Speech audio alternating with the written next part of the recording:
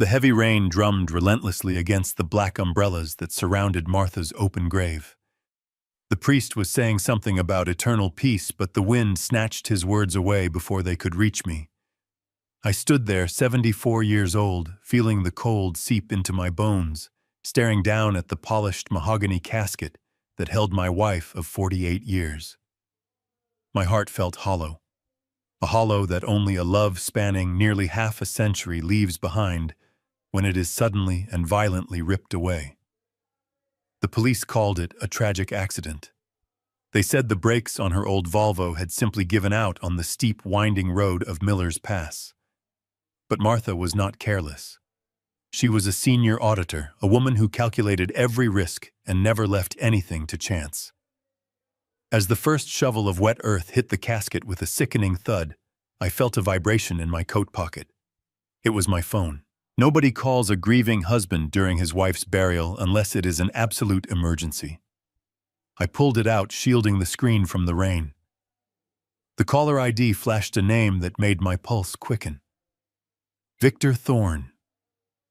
He was the director of the private wealth management firm where Martha had worked for decades. I stepped away from the mourners, turning my back to the wind, and answered the call. Victor. I whispered, my voice cracking. We are burying her right now.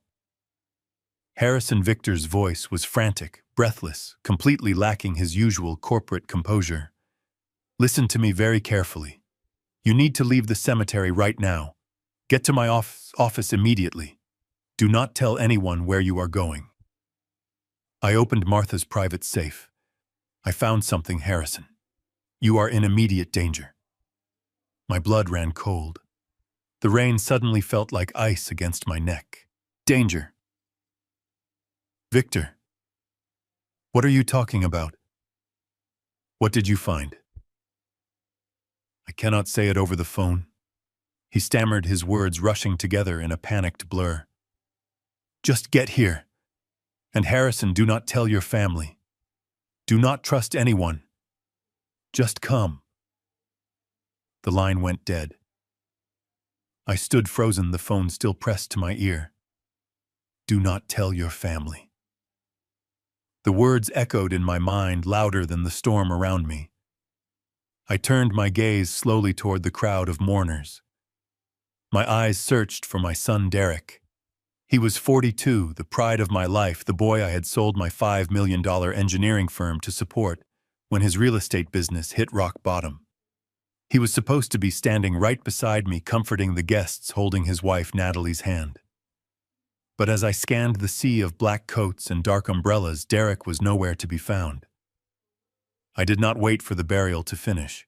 I quietly slipped away from the grave, ignoring the confused glances of a few extended relatives, and got into my truck. I slammed the door, my hands trembling as I gripped the steering wheel. Victor's frantic warning replayed in my head on an endless loop. Martha had always told me that coincidences were just lazy math. She never believed in them. And now, standing over her grave, neither did I. The drive to Victor's office usually took 20 minutes, but in the blinding rain, it felt like an eternity. The windshield wipers frantically beat back the downpour, but they could not clear the fog of dread settling over my mind.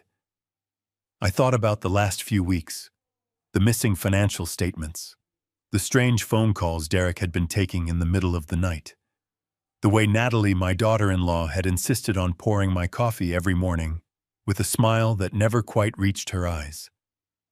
I had brushed it all off as grief and stress, but Victor's phone call had just ignited a dark, terrifying suspicion in the pit of my stomach. I pulled into the underground parking garage of Victor's office building.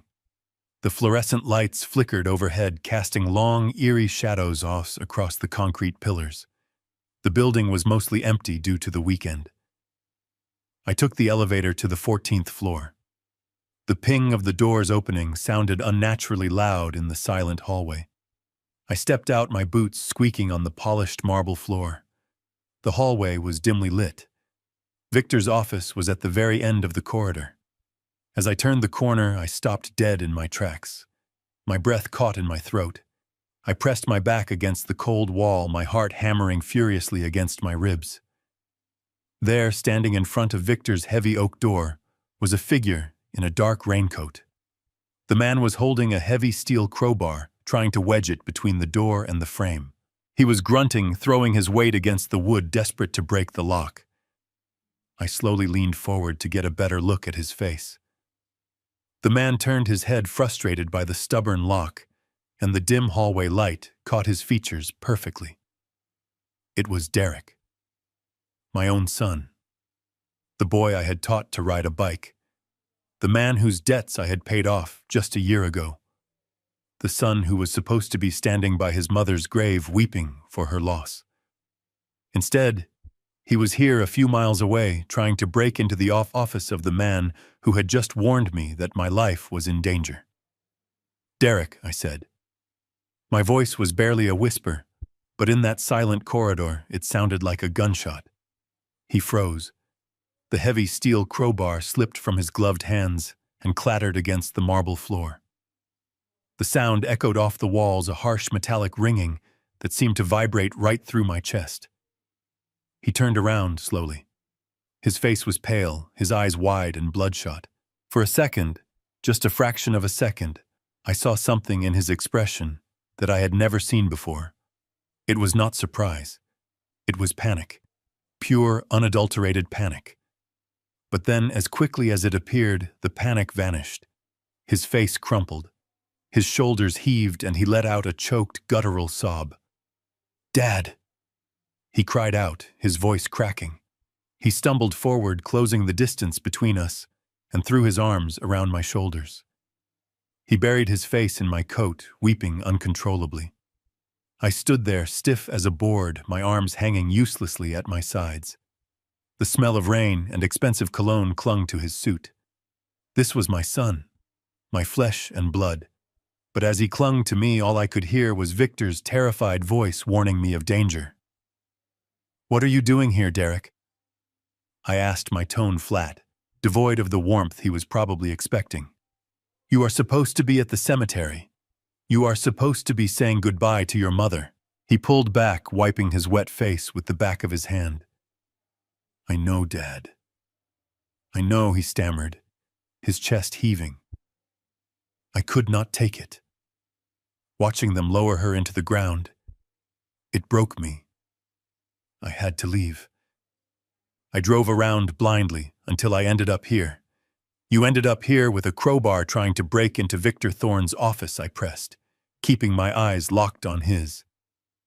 "Do not lie to me, Derek. Not today." He shook his head frantically, his eyes pleading. "I am not lying, Dad. It is about Mom. A few weeks ago, she told me she kept a private journal, a family diary. She said it had all her favorite memories of us, stories about my childhood. Things she wanted to pass down to my kids one day. She told me she kept it in her personal lockbox inside Victor's office safe." He took a ragged breath, looking down at his shoes, before meeting my gaze again. "When I called Victor this morning to ask for it, he was completely dismissive. He told me the safe was company property and I had no right to it. He refused to give it to me, Dad.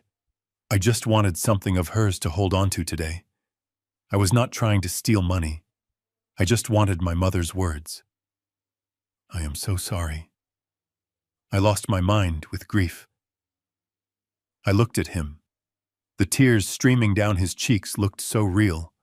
His voice held the exact pitch of a broken, grieving son. And a large part of me, the part that had been a father for 42 years, desperately wanted to believe him. You see, parents have a blind spot when it comes to their children. We will ignore a mountain of red flags if it means preserving the image of the child we raised. 5 years ago, Derek came to me in tears, just like this. His commercial real estate business was on the brink of total collapse. He had made bad investments, trusted the wrong developers, and was facing bankruptcy and potential fraud charges. Martha and I had spent 30 years building my structural engineering firm from a single desk in our garage to a company worth $5 million. It was our retirement, our legacy, but he was my son, so I sold the firm, I took the $5 million, paid off his massive debts, and injected the rest into his company to keep him afloat. Martha was hesitant, but I convinced her. We had enough saved to live comfortably, and I could not watch my own boy lose everything. I had spent my entire life fixing broken structures, and I believed I could fix his broken life too. I wanted to believe that the boy standing in front of me now was just hurting, just making a foolish mistake out of love for his mother. "Put the crowbar away," I said quietly.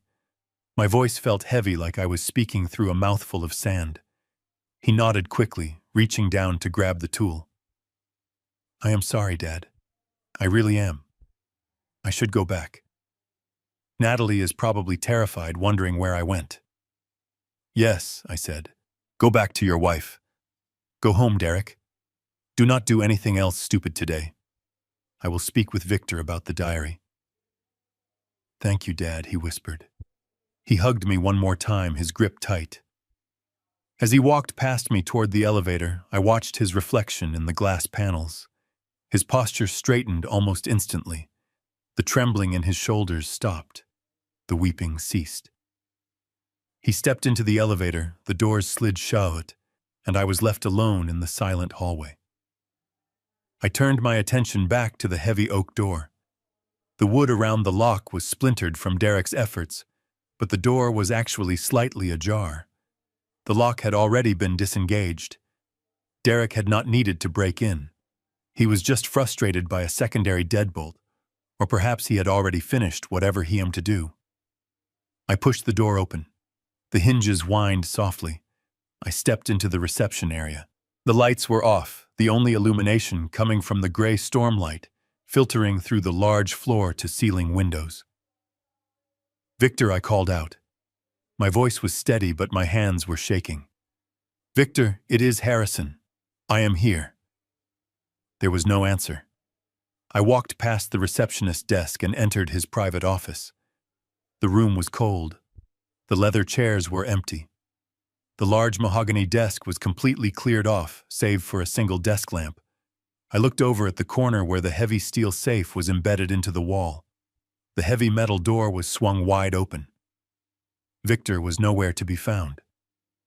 I stood alone in the dark office, listening to the rain beat against the glass, and realized I was entirely on my own. I unlocked the front door and pushed it open, stepping out of the harsh storm and into the deceptive warmth of the foyer. The house smelled faintly of cinnamon and roasted chicken. It was a domestic illusion that made my stomach churn. I slowly peeled off my wet coat, hanging it on the brass hook by the door. The sound of the television drifted from the living room, muffled and low. As I walked down the hallway, the hardwood floors creaking familiarly under my weight, Natalie emerged from the kitchen. She was wearing a soft gray cardigan, her dark hair pulled back in a loose bun that was undoubtedly styled to look like she had been crying all day. Her eyes were artificially red around the rims. "Harrison," she gasped softly, rushing toward me with her arms extended. "We were so worried. Derek told me you had to leave the cemetery. Are you all right? You look completely frozen." I let her embrace me. Her perfume, a sharp floral scent, filled my nose. It took every ounce of self-control I possessed not to push her away. I patted her back stiffly. "I am fine, Natalie. It was just too much for me. The rain, the dirt hitting the wood. I had to get away for a while." "Oh, you poor thing," she cooed, pulling back and giving me a look of deep, practiced sympathy. "Derek is upstairs lying down. He is absolutely devastated. Come sit in the kitchen. I made you something warm." I followed her into the brightly lit room. The granite countertops were spotless. On the center island sat a steaming ceramic mug and a thick stack of stapled papers with a sleek silver pen resting on top. "Sit down," she urged, gently pulling out a stool for me. "I brewed your favorite chamomile tea. You need to warm your bones before you catch a cold. And I hate to even bring this up right now, but the funeral director sent over these release forms." I slid onto the stool, my eyes fixed on the mug. Small tendrils of steam rose from the pale yellow liquid. The words from Victor's note flashed in my mind, like a neon sign in a dark room. Do not eat what they give you. I looked at Natalie. She was smiling, but it was a tight, expectant smile. Her gaze flickered briefly from my face to the mug, then to the papers. They need your signature tonight, she explained, her voice dropping to a soft, apologetic whisper. It is just standard paperwork to finalize the burial plot and release the funds to the church. Derek tried to handle it, but since you are the primary account holder, they need your direct authorization. It will only take a second, and then you can go up to bed and rest. I nodded slowly, reaching out and wrapping my cold hands around the warm mug. The heat seeped into my palms, but the chill in my blood remained. I brought the cup close to my face, inhaling the scent. Beneath the sweet, earthy aroma of the chamomile, there was something else. A faint, chalky undertone that I would have never noticed if I had not been looking for it. I lowered the mug without taking a sip. Let me just look these over, I said, reaching into my shirt pocket. I patted my chest, then my pants pockets, adopting a look of mild confusion. Oh, bother. I seem to have left my reading glasses in the truck. Natalie reached across the island and gently tapped the papers with her manicured fingernail. You do not even need to read them, Harrison. It is all standard legal jargon. Just sign at the bottom where the sticky notes are. We want to get this out of the way so you can focus on healing. I cannot sign anything without my glasses, Natalie. I insisted, keeping my voice gentle but firm. My eyes are not what they used to be. I brought the papers closer to my face, squinting hard. I held the thick packet a few inches from my nose, pretending to struggle with the blurry text. But my vision, while certainly aging, was not completely gone. Through the deliberate squint, the bold black letters at the top of the first page came into sharp focus.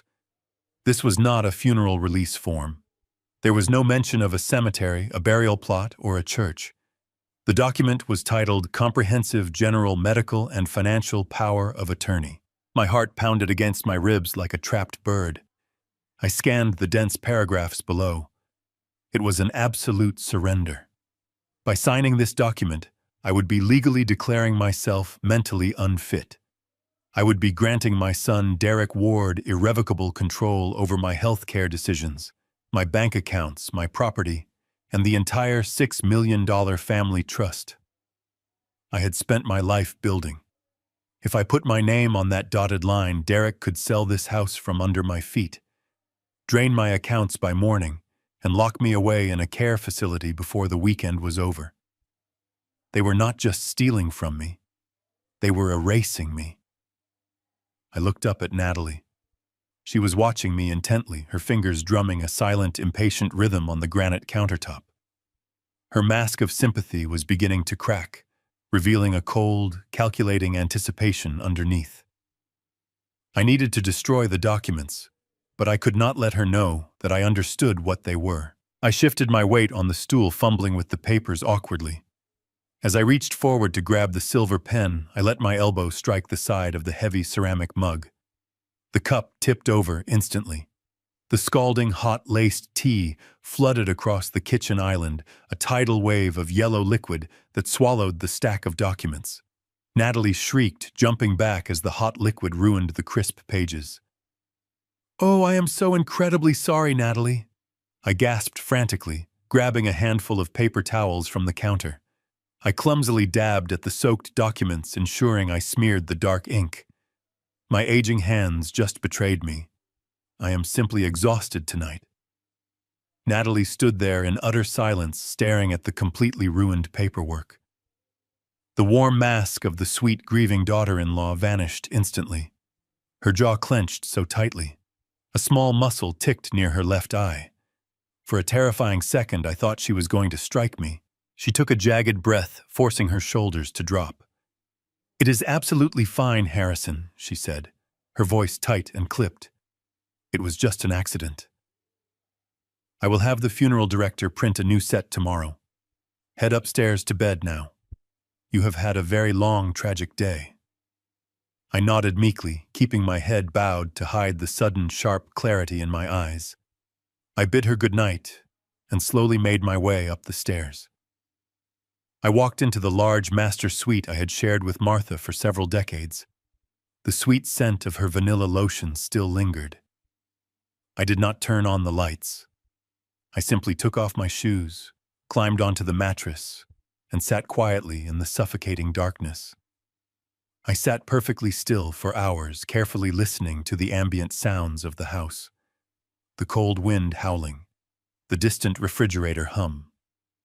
I needed to know exactly what I was up against. If Derek was truly willing to kill his own mother, there was absolutely no limit to what he would do.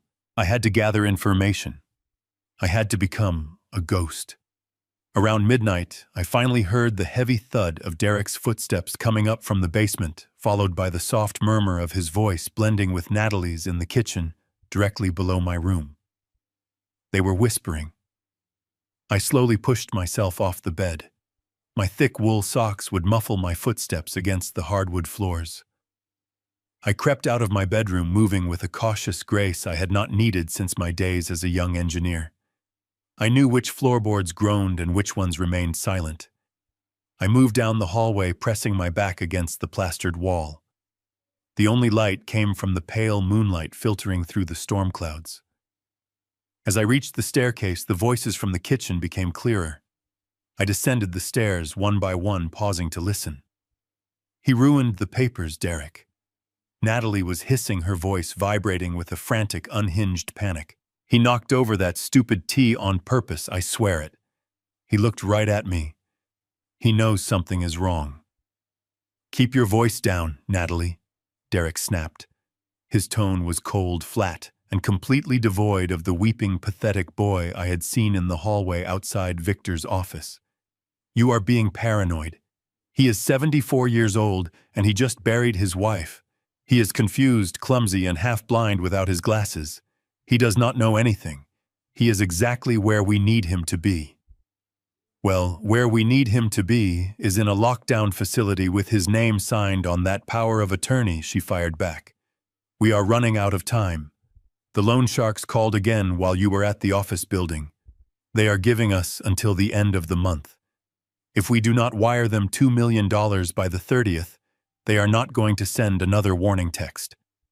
They are going to show up at our front door." My chest tightened.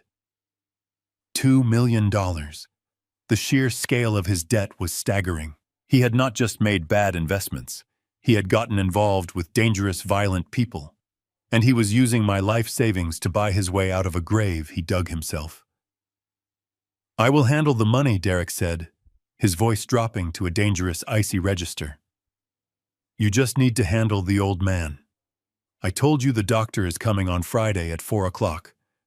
We only have a few days to make sure his medical evaluation is completely convincing." "I am trying," Natalie argued, "but the tea trick is too slow. He did not even drink it tonight. What if he refuses to eat what I cook? What if the symptoms do not present strongly enough when the doctor gets here?" "Then stop playing games with the tea," Derek commanded. "Just double his dosage. Crush the pills directly into his oatmeal in the morning. Put it in his soup at dinner. I do not care if it makes him sick. I do not care if it melts his brain faster. He needs to be completely out of his mind, practically catatonic, by Friday afternoon. The doctor needs to see a man who cannot even remember his own name, let alone manage a $6 million estate." I stood frozen on the staircase, my hand tightly gripping the wooden banister to keep my knees from buckling. The sheer, calculated evil of their conversation washed over me like a bucket of ice water. They were not waiting for me to pass away. They were actively destroying my cognitive function. They were feeding me antipsychotics or sedatives, trying to artificially induce the symptoms of severe dementia. They wanted to erase my memories, my personality, and my dignity. They wanted to turn me into a helpless, drooling shell of a man so a corrupt doctor would quickly declare me legally incompetent. That was their grand strategy. Lock me in a psychiatric ward, take control of the family trust, and leave me to rot away in a chemically induced fog while they freely spent my entire life savings. I turned around and silently crept back up the stairs, my blood running absolutely cold. I knew right then that I had less than 1 week to save my very own life. The sun rose the next morning, casting a pale, cold light through the sheer curtains of my bedroom. I had not slept a single minute. My eyes burned and my chest felt tight, but my mind was sharper than it had been in years. The paralyzing grief of losing Martha had been violently replaced by an icy, calculated instinct to survive. Long before I was a wealthy business owner, long before I was a husband or a father, I was a structural engineer in the United States Army. I spent 2 tours in Vietnam, building bridges under the cover of darkness and dismantling enemy traps where a single millimeter of error meant instant death. The military taught me that panic is a luxury you cannot afford in a war zone. Patience and precision are your only true weapons. And make no mistake, my own home had just become a war zone. I knew I could not confront Derek and Natalie right now. If I showed any sign of knowing their plan, they would simply accelerate it. I had to play the part they had written for me. I had to become the helpless, declining old man they desperately needed me to be. I slowly got out of bed, purposely leaving my hair uncombed and my pajama shirt partially untucked. I shuffled down the stairs, dragging my feet against the hardwood to make my steps sound heavy and uncertain. When I reached the kitchen, the smell of brown sugar and cinnamon filled the air. Natalie was standing by the stove, humming a cheerful pop song. She turned around, a bright, completely manufactured smile plastered across her face. "Good morning, Harrison," she chimed in, wiping her hands on a floral apron. "Did you sleep well? I prepared a nice warm bowl of oatmeal for you." I stood in the doorway, letting my shoulders slump.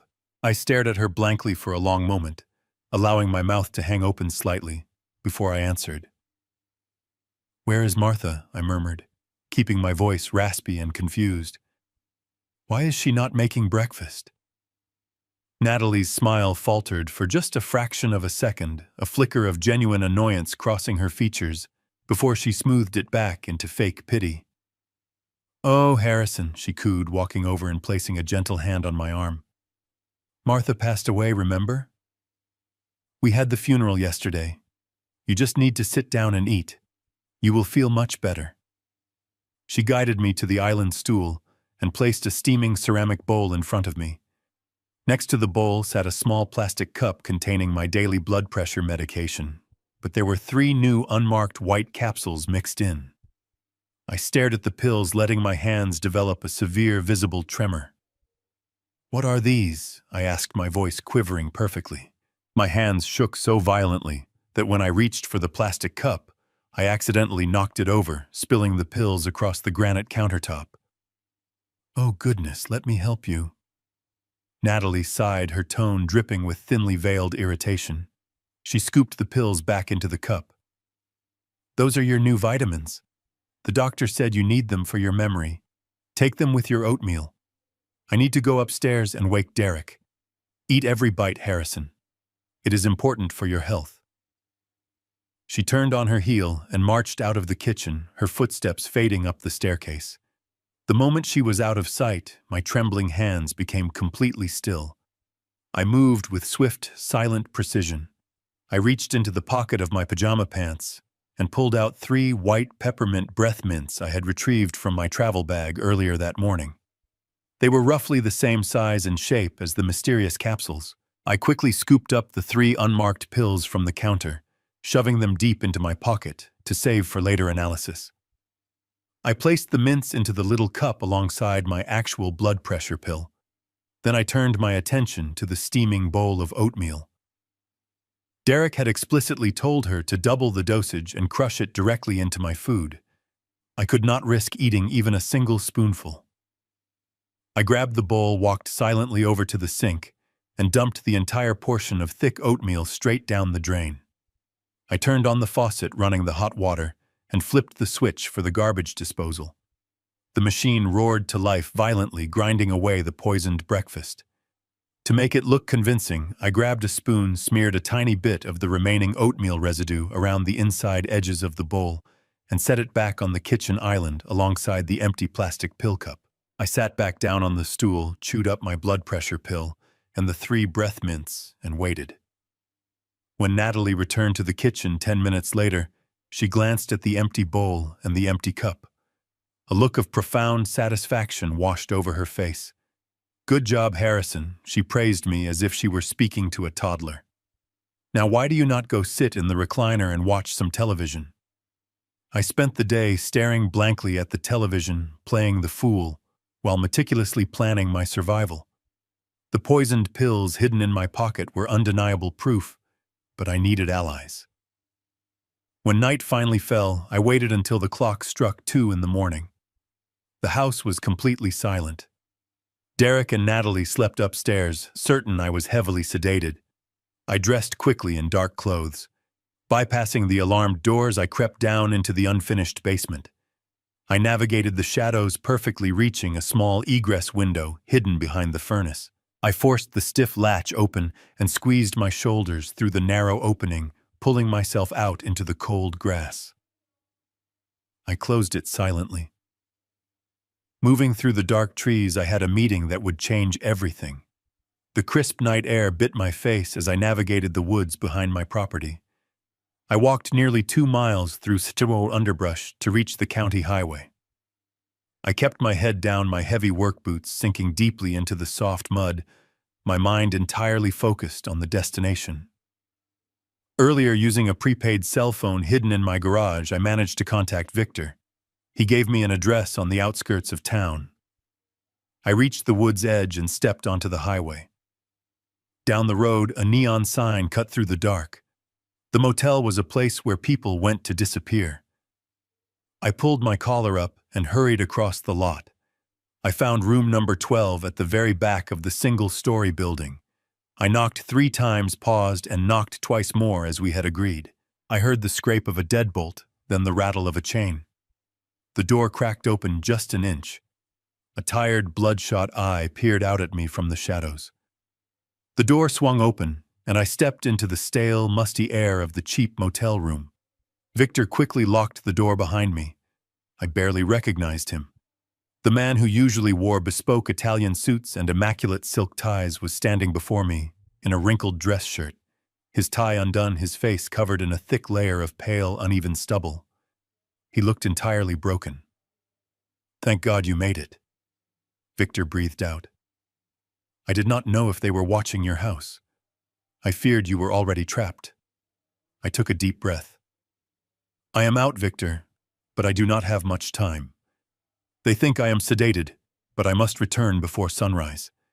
Tell me exactly what is going on. Tell me what you found in my wife's safe." Victor walked over to a small, wobbly laminate table sitting under a dim lamp. On top of the table was a battered leather briefcase. He clicked the brass locks open with trembling fingers. "Harrison, I need you to brace yourself," he said softly, not meeting my eyes. "When you sold your engineering firm to bail Derek out 5 years ago, you thought he just made some poor real estate investments. We all did. The market was tough, and young developers make mistakes. That is what he sold to us, and that is what we bought." Victor pulled a thick stack of manila folders from the briefcase and laid them flat under the yellow light. But Martha was the sharpest auditor I have ever employed in my entire 30-year career. She never took anything at face value. A few months ago, she noticed some irregularities in the quarterly reports Derek was submitting to the family trust. Small things at first. Discrepancies in material costs, odd billing cycles for his construction contractors. She decided to do a quiet independent audit of his business accounts. I stepped closer to the table, my eyes scanning the dense spreadsheets and highlighted bank statements. What did she find, Victor? I demanded, my voice hardening. Victor let out a long, heavy sigh. Derek is not a failed real estate developer, Harrison. He is a highly successful money launderer. These documents prove that he set up a complex web of offshore shell companies. He used the $5 million you gave him not to pay off legitimate debts, but to establish a network to wash dirty money for a highly organized, violent criminal syndicate. The loan sharks he owes money to are not typical lenders. They are dangerous cartel associates. And worse, he used your family trust as the ultimate clean front. For the past 2 years, he has been quietly draining your $6 million retirement fund to cover his massive losses when his illegal shipments were seized by the authorities.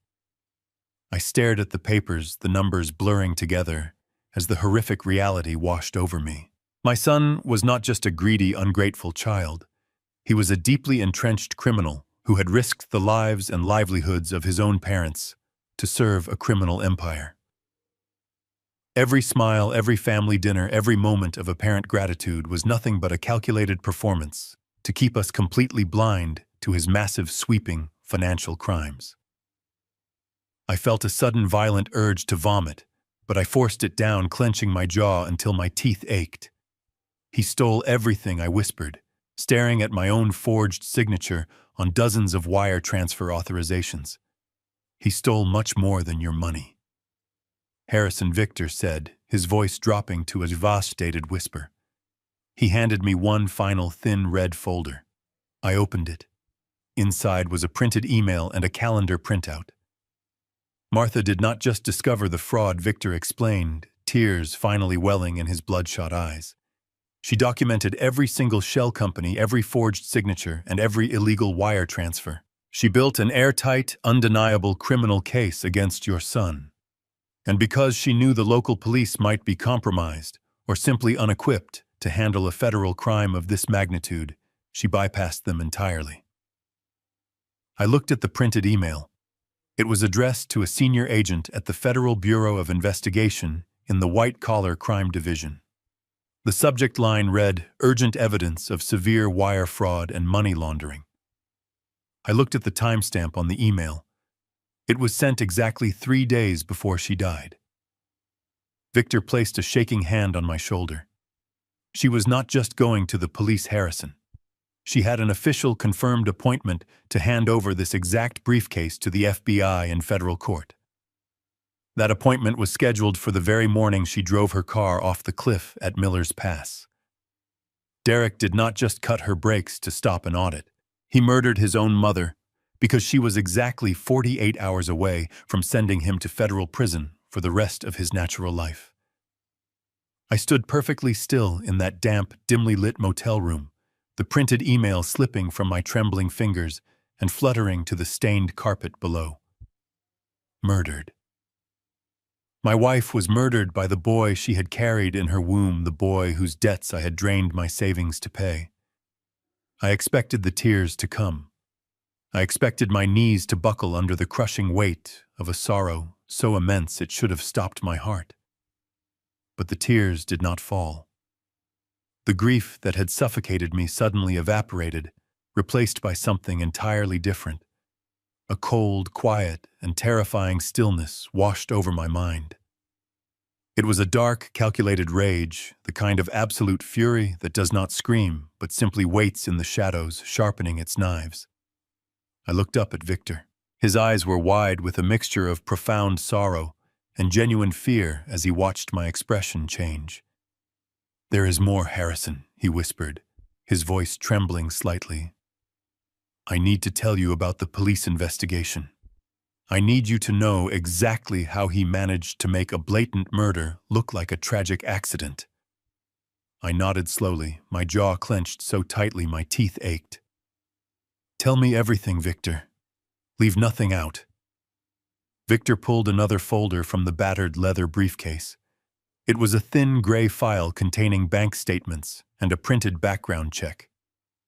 "It is about Detective Mitchell," Victor explained, tapping a glossy photograph of the uniformed officer who had stood in my living room and delivered the news of Martha's death. When her car went off the cliff, Mitchell was the lead investigator assigned to the crash site. He officially signed off on the mechanical failure report, stating that the brake fluid lines had ruptured due to natural wear and tear. He completely ruled out foul play. I stared at the photograph, remembering the solemn, practiced look of sympathy he had worn in my house. How did Derek get to him? I asked, my voice completely devoid of emotion. Mitchell has a severe gambling addiction, Victor revealed, sliding a highlighted bank statement across the table. He owed hundreds of thousands of dollars to an illegal sports betting ring. He was facing the loss of his badge, his pension, and potentially his life. Derek knew this. 2 days after your wife's car was pulled from the ravine, a wire transfer of exactly $100,000 was deposited into an offshore account registered to Mitchell's brother-in-law. The very next morning, Mitchell closed the investigation, sealed the wreckage, and stamped the coroner's report as an accidental death. He sold his badge and your wife's justice for $100,000. The sheer mechanics of the betrayal were staggering. My son had orchestrated a flawless execution. He had identified the one person who could expose his crimes, hired a mechanic to sever the brake lines, and preemptively purchased the investigating officer to ensure the murder was buried forever. He had built a fortress of lies, and he was currently sleeping under my roof, waiting to lock me in a psychiatric ward so he could claim his final prize. Victor watched me closely.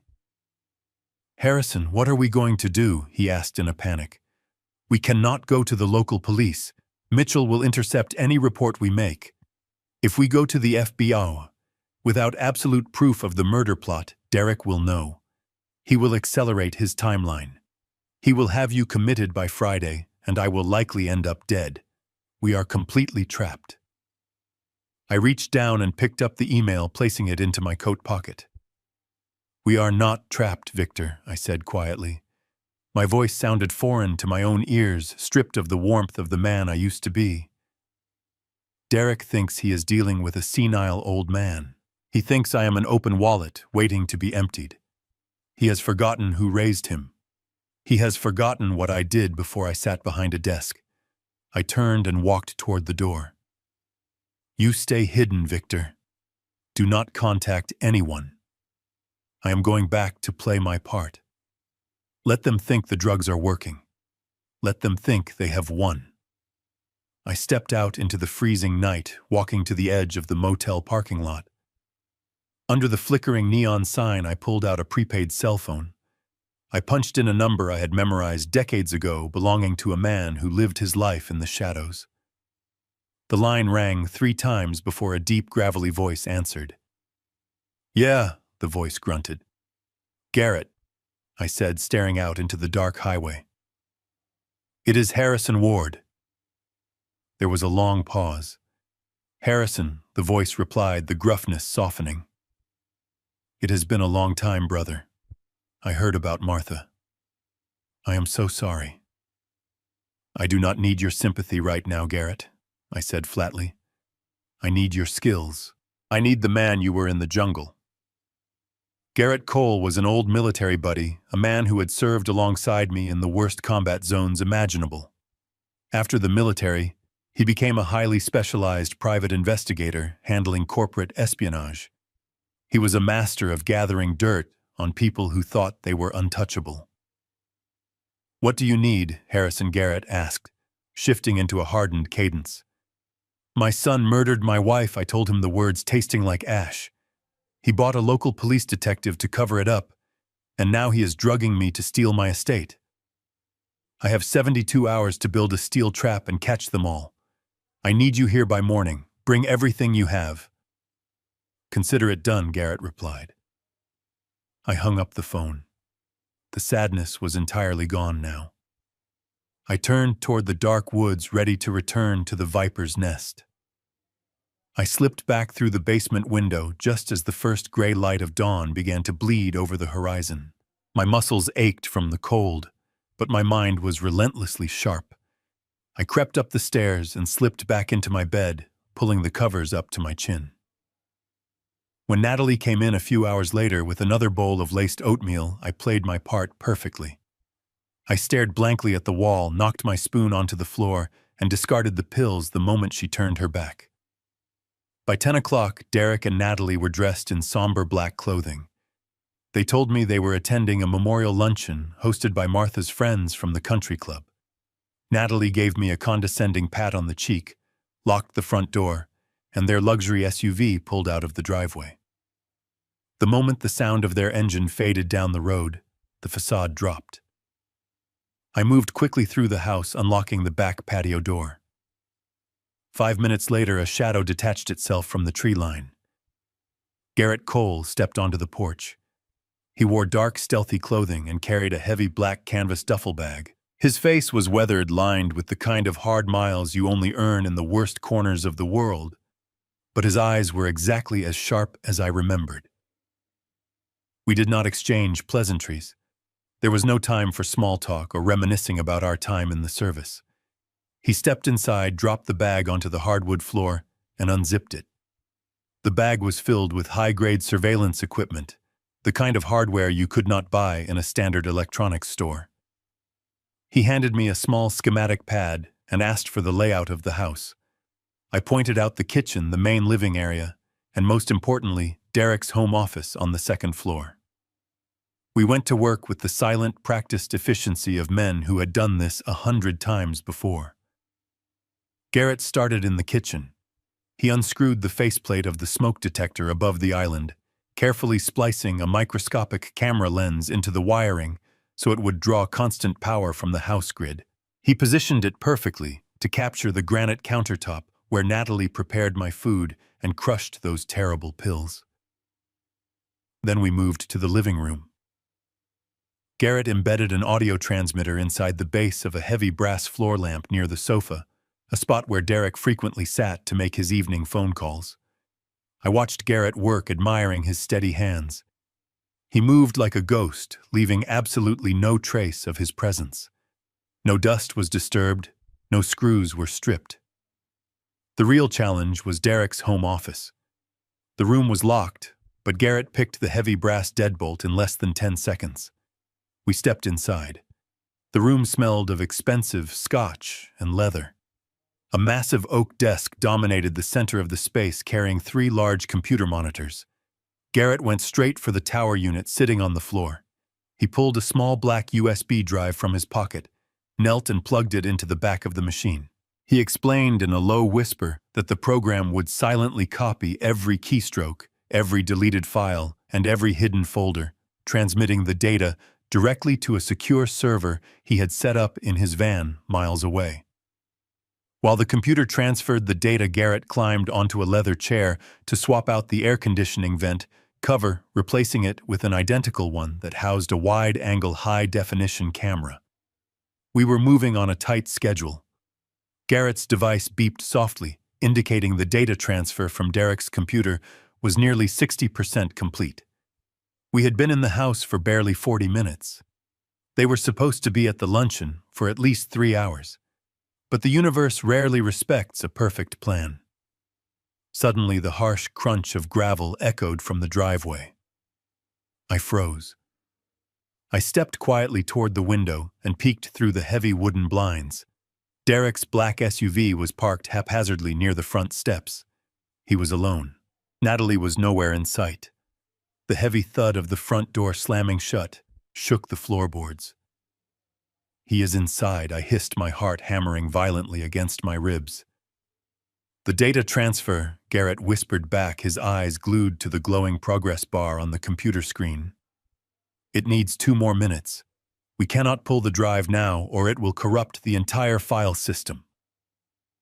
Heavy, angry footsteps thundered on the stairs. Derek was not just walking. He was storming up the steps, and he was screaming. I could hear his voice echoing off the walls, laced with pure, unadulterated panic. "I told you I need until Friday," Derek roared into his cell phone. "Do you think I am lying to you? The old man is basically a vegetable. The doctor is going to sign the papers and the money will be yours. Just call your dogs off." The loud, heavy footsteps were finally at the top of the stairs, now heading straight for the office. Garrett quickly yanked the drive from the computer with a split second to spare. There was absolutely no time left to run for the hallway or the guest bedroom. I grabbed Garrett tightly by the shoulder and shoved him roughly toward the large walk-in storage closet, situated just behind Derek's massive oak desk. We threw ourselves into the cramped, dark space, pulling the louvered wooden door shut, just as the brass doorknob to the office violently turned. The heavy oak door swung open, smashing forcefully against the drywall.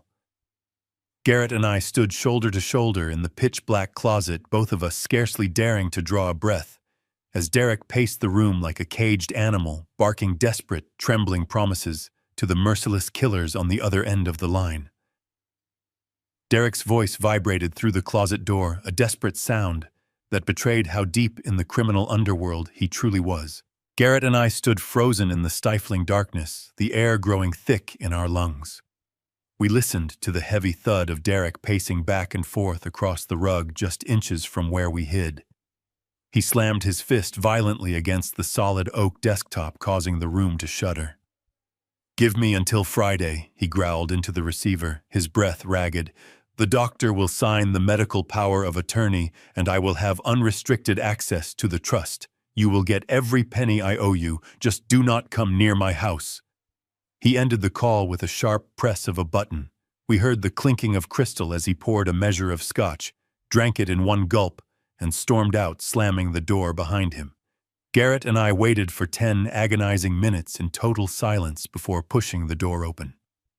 We did not exchange a single word. Garrett simply packed his tools, gave me a solemn nod, and slipped out through the second-story window, climbing down the oak trellis to the ground below. I was alone again, but the house was no longer a blind cage. It was fully wired. Every room was now a trap waiting to be sprung. It was time for me to give my son and his wife the performance of a lifetime. When Natalie returned an hour later, she found me sitting cross-legged in the middle of the living room floor. I had purposely untied my shoes, misaligned the buttons on my sweater, and was staring blankly at a television screen that was not even turned on. I let my jaw hang slightly slack, my eyes unfocused. She dropped her purse onto the sofa and let out a loud sigh of pure disgust. "Harrison, what on earth are you doing on the floor?" She snapped, her voice devoid of the sweet tone she used when others were around. I slowly turned my head to look at her, making sure my eyes registered absolutely zero recognition. "Who are you?" I asked, my voice trembling. I looked around the room as if I had never seen it before. "Where is my wife? When is Martha coming home from the store? I need to ask Susan to help me find my keys." Susan was the name of a neighbor who moved away 20 years ago. Natalie stopped in her tracks, a wicked smile slowly spreading across her face. She actually believed the heavy doses of antipsychotics had finally broken my brain. "Oh, you are completely gone, are you not?" she mocked, laughing coldly. She walked right past me, intentionally kicking my foot out of her way with her expensive leather boot. "You are absolutely pathetic. An entire life of building buildings and making money, and now you are just a useless idiot sitting on my floor." I let out a soft whimper, curling my shoulders inward like a frightened child. But beneath that cowardly posture, my mind was racing with absolute clarity.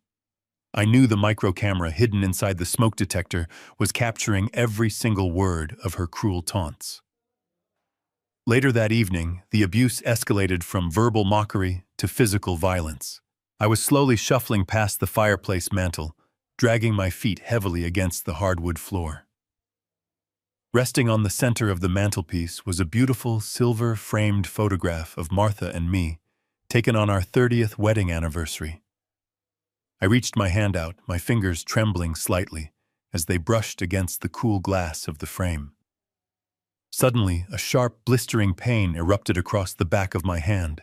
The loud crack of skin striking skin echoed through the quiet living room. Natalie had marched up right behind me and slapped my hand away with brutal force. My knuckles collided with the heavy brick of the fireplace, scraping the skin raw.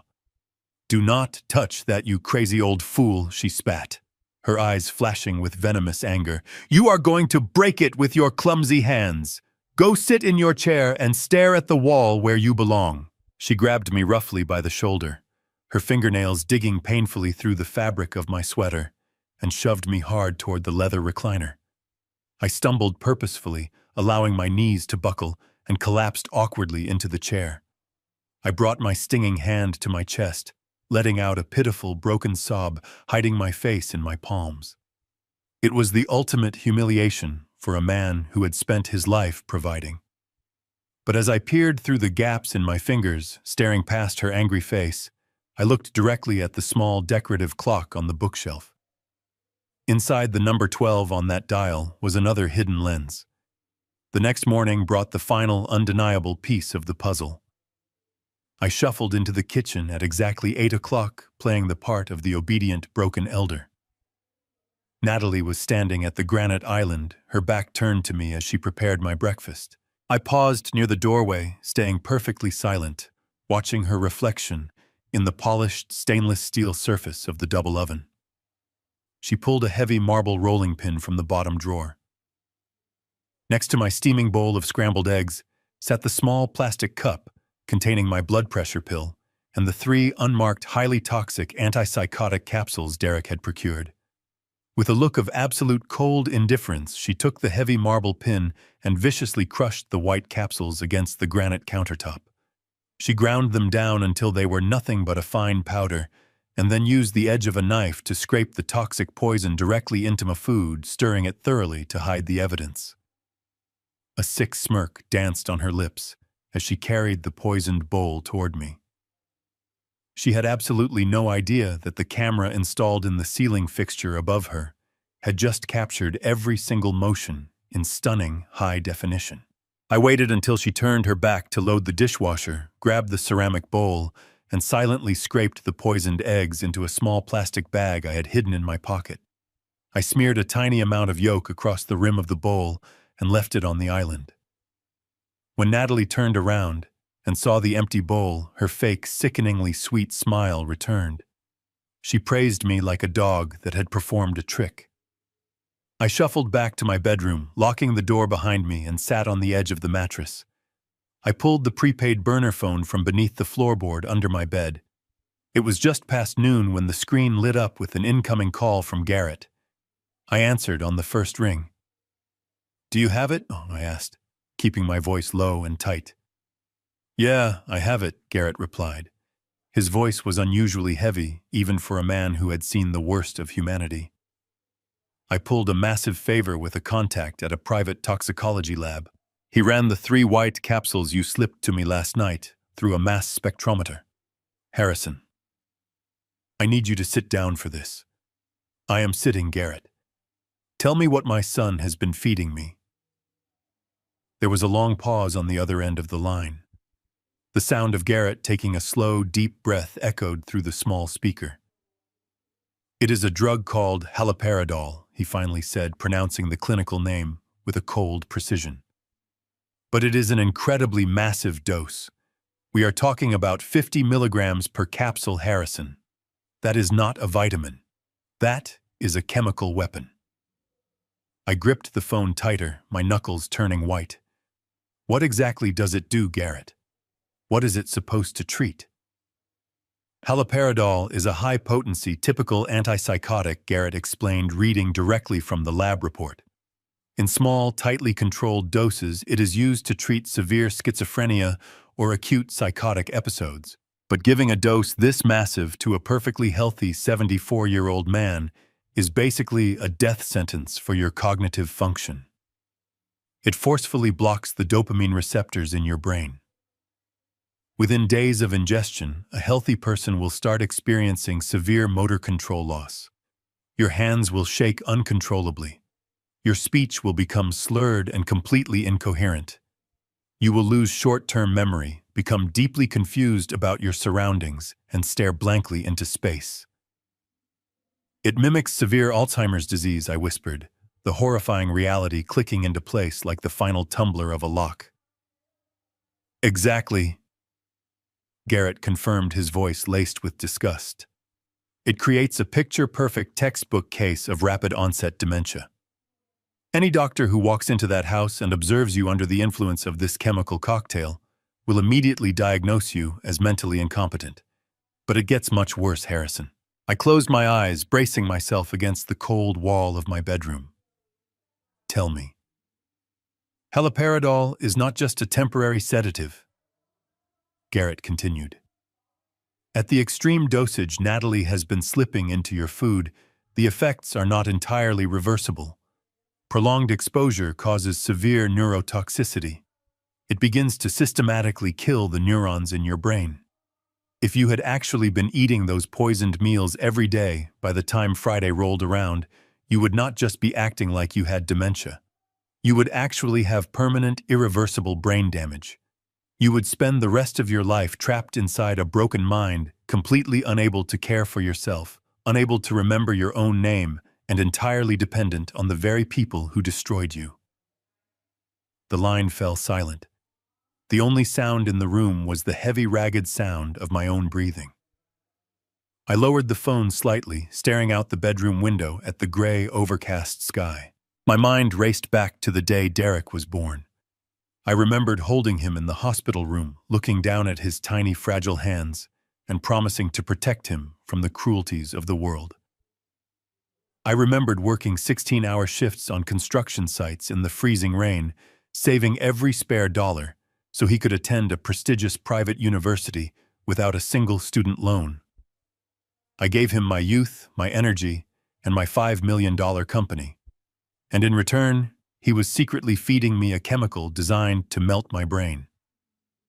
He was not just stealing my money. That would have been simple greed. A thief takes your wallet and runs away.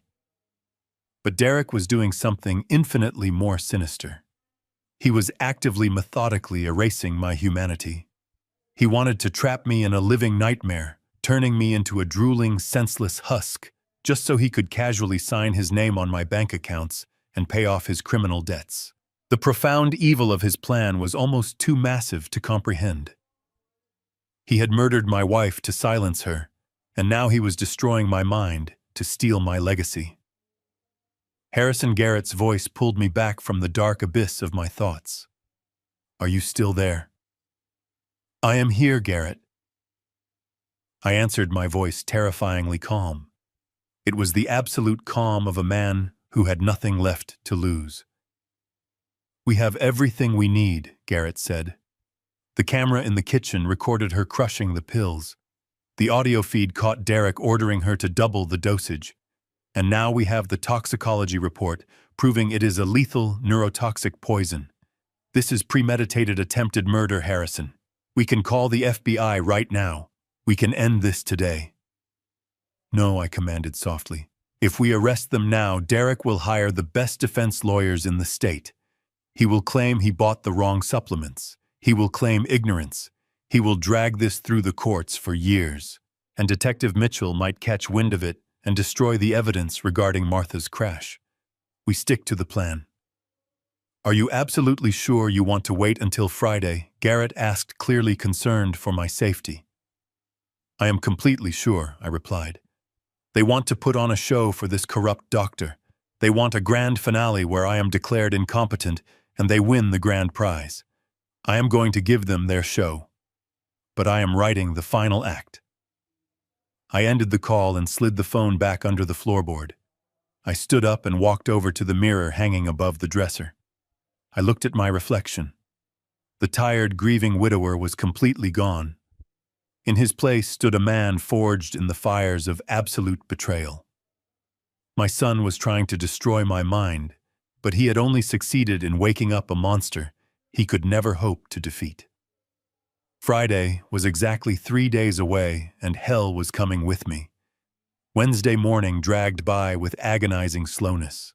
I continued to play the broken, sedated old man, shuffling aimlessly and staring blankly out the windows. Natalie watched me with a mix of disdain and triumph, entirely convinced her chemical cocktail was working flawlessly. Little did she know I was mentally mapping their downfall. At exactly 2 o'clock, while Natalie showered, the burner phone vibrated against my thigh. I retreated to my bedroom, locked the heavy wooden door, and answered the call. It was Garrett. His voice crackled over the secure line, humming with a tense electric energy. He had spent the last 24 hours relentlessly hammering against the firewall of Derek's home server. The USB drive we plugged into his computer was not just copying files. It was actively sniffing out his keystrokes, hunting for the master password to his encrypted storage drives. Garrett told me the encryption was military grade, something Derek must have purchased from his underground connections. But Garrett was a ghost in the machine, a man who had broken into overseas intelligence servers during our time working alongside government agencies. I finally cracked the main vault. Harrison Garrett said, the rapid clicking of a keyboard echoing loudly in the background. The keystroke logger caught him logging into a hidden administrative account late last night. Once I had the passphrase, I bypassed the local network firewall and established a secure remote tunnel directly into his hard drive. I am inside his entire digital life right now, and what I am seeing is absolutely staggering. I sat on the edge of my bed, staring at the floorboards. Tell me what is in there, Garrett. I need to know exactly how deep this infection goes. The silence on the other end of the line was heavy. Garrett let out a low whistle. It is a massive financial graveyard, he muttered. He is running a sophisticated international laundering operation. I am looking at spreadsheets detailing wire transfers to offshore accounts. He set up dozens of dummy corporations, construction companies that never built a single house, consulting firms that have no employees. They are all just empty vessels designed to clean millions of dollars in illicit cash. And the worst part is how he funded the initial infrastructure. He used your family trust as the primary collateral to open the offshore credit lines. He bled my accounts dry to finance his criminal enterprise, I stated, feeling a cold knot tighten in my stomach. Yes, Garrett confirmed. Every time he suffered a loss, every time a shipment was intercepted or a deal went bad, he drained funds directly from your retirement accounts to cover his tracks and keep the loan sharks away. But he was smart about it. He never transferred the money straight to his personal bank. He funneled it through a complex web of cryptocurrency wallets. I am tracking the digital ledger right now. He converted your life savings into untraceable digital coins, bounced them across dozens of anonymous servers around the world, and then deposited them into his hidden accounts. It is a financial maze designed to confuse any standard forensic accountant. But Martha was not a standard accountant. She must have caught a minor discrepancy in the initial withdrawal patterns and followed the thread all the way to the digital exchanges. That is why she was putting together that physical briefcase for the federal authorities. She had the physical bank statements that proved where the initial seed money came from. Derek knew that if she handed those documents over, the authorities would easily obtain subpoenas for the exchange platforms and tear his entire digital fortress down to the ground. Keep digging, Garrett. I urged my voice steady despite the rage boiling in my chest. If he is meticulous enough to build this kind of network, he is meticulous enough to keep records of everything. Check the deleted files. People like Derek always think dragging a file to the trash bin makes it disappear forever.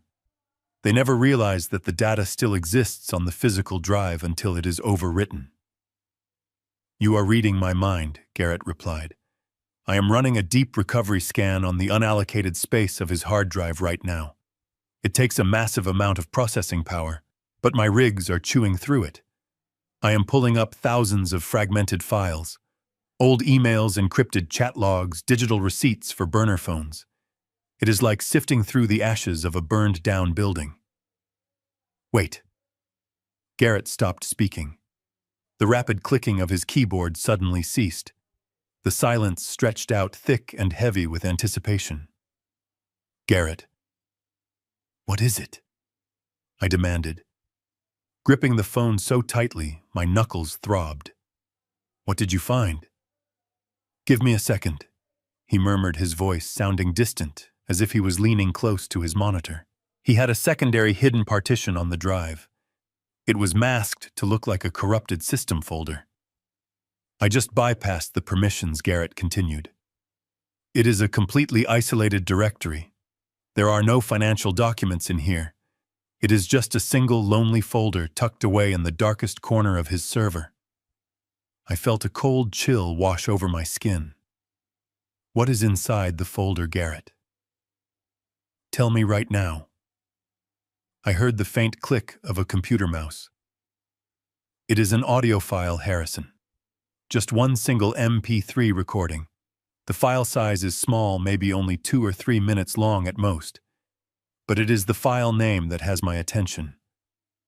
My heart hammered against my ribs like a trapped animal desperate to escape.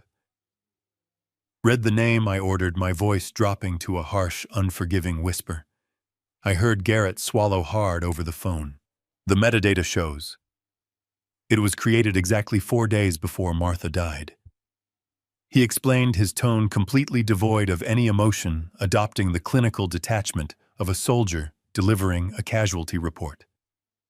"The file is titled mechanic_deposit. Play it," I ordered. My voice was no longer my own. It was a hollow, scraped-out sound, like wind blowing through an empty canyon. I pressed the phone so hard against my ear that the plastic casing dug painfully into my skin. I needed to hear every syllable. I needed the undeniable truth burned into my mind so that I would never again feel a shred of pity for the boy I raised. I heard Garrett click his mouse. A harsh burst of static hissed through the small speaker, followed by the heavy rhythmic thrum of background noise. It sounded like an auto repair shop. I could hear the faint whine of a pneumatic drill and the clang of metal striking metal. Then a voice cut through the industrial hum. It was Derek. His tone was casual, laced with a terrifying arrogance. "Look, I do not care how you do it," Derek said, his voice crystal clear despite the ambient noise. "Just make sure it is completely untraceable.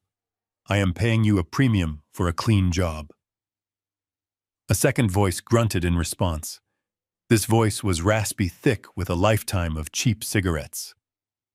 "It is a 1998 Volvo," the mechanic replied.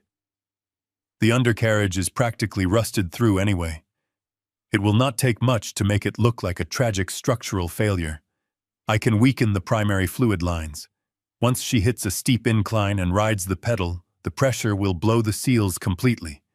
She will not have any stopping power." "Good," Derek responded without a single beat of hesitation. He was discussing the murder of his own mother with the same casual indifference he used to order a cup of coffee. "Cut the brake lines on the Volvo.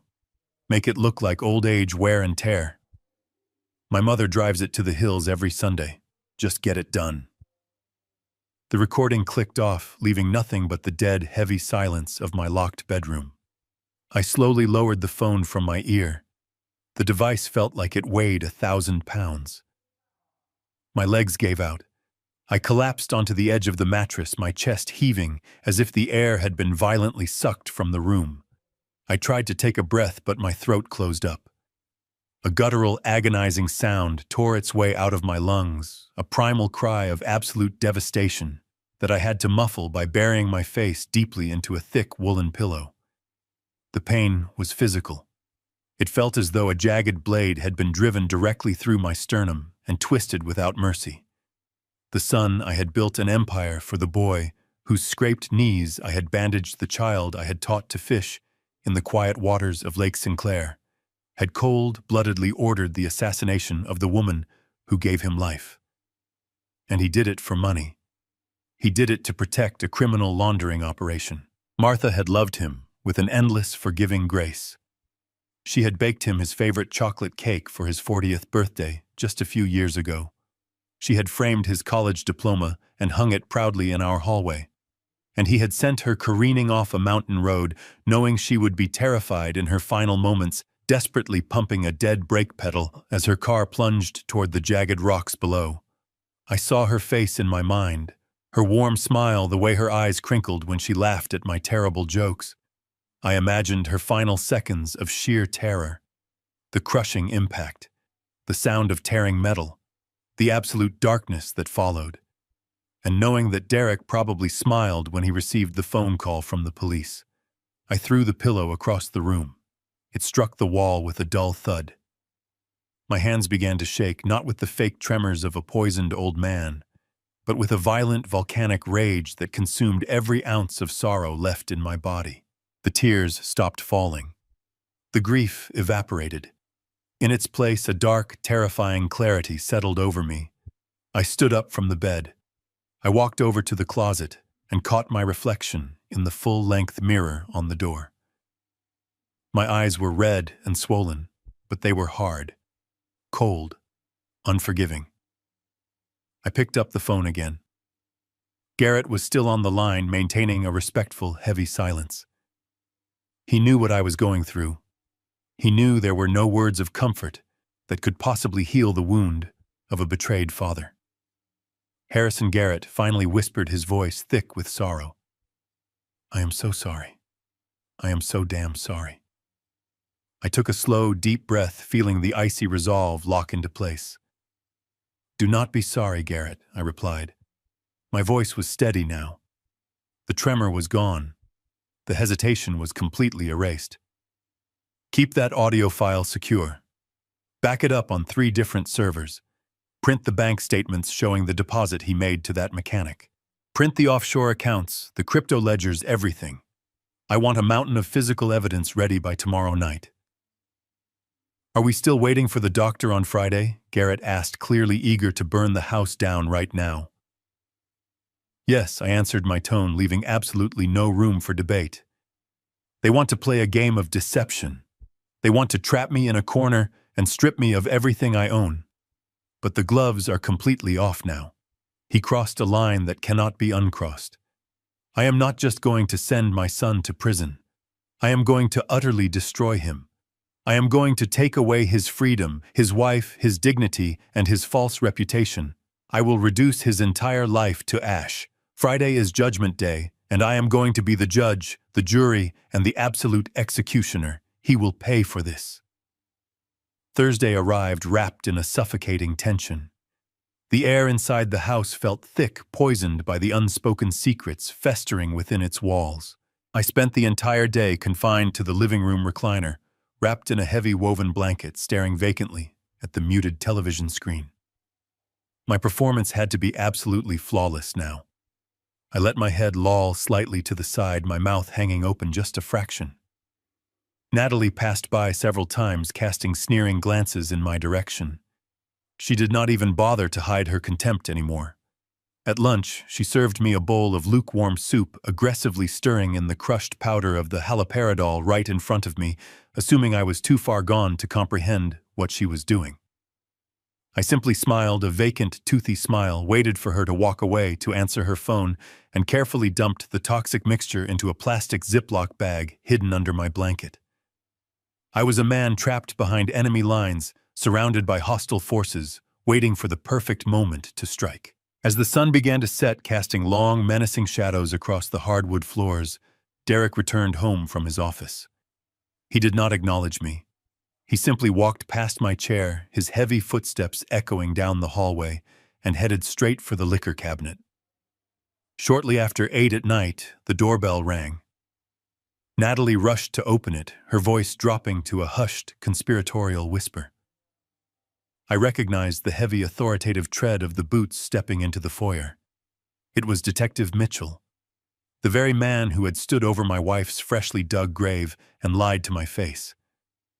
I remained perfectly still in my chair, regulating my breathing, keeping my eyes fixed on the television screen as they moved past the living room and into Derek's private study. The heavy oak door clicked shut behind them. I waited exactly 3 minutes to ensure they were settled. Then, moving with the silent, practiced stealth of a ghost, I slipped out of my recliner and crept up the stairs to my locked bedroom. I pulled the burner phone from beneath the floorboards, plugged in a pair of cheap, wired earphones, and connected to the secure audio feed Garrett had established.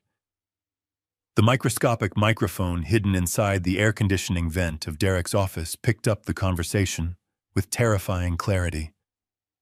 I heard the clinking of ice against crystal glasses, the sound of expensive scotch being poured.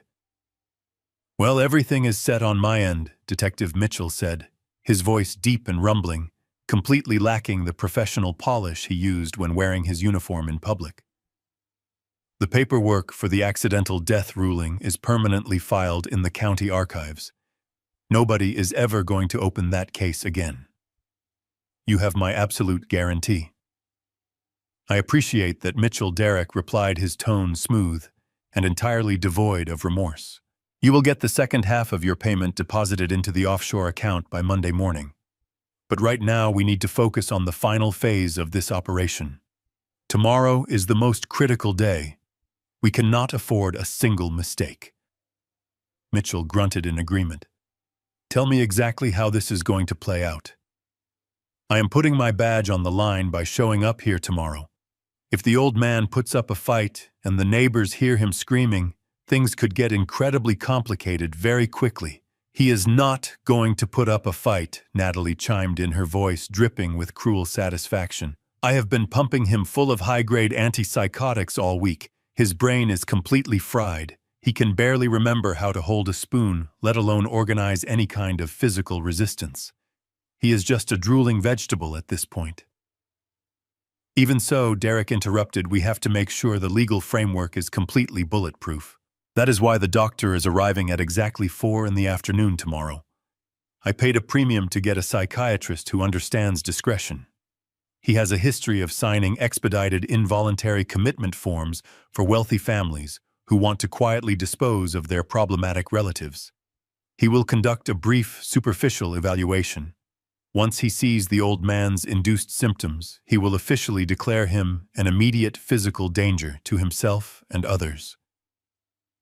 I listened to my son calmly detail my destruction, my hands balling into tight fists. Once the doctor signs the medical evaluation, Derek continued, the blanket power of attorney becomes completely active. I will have total unchallenged legal control over his medical decisions, his physical property, and the entire $6 million family trust.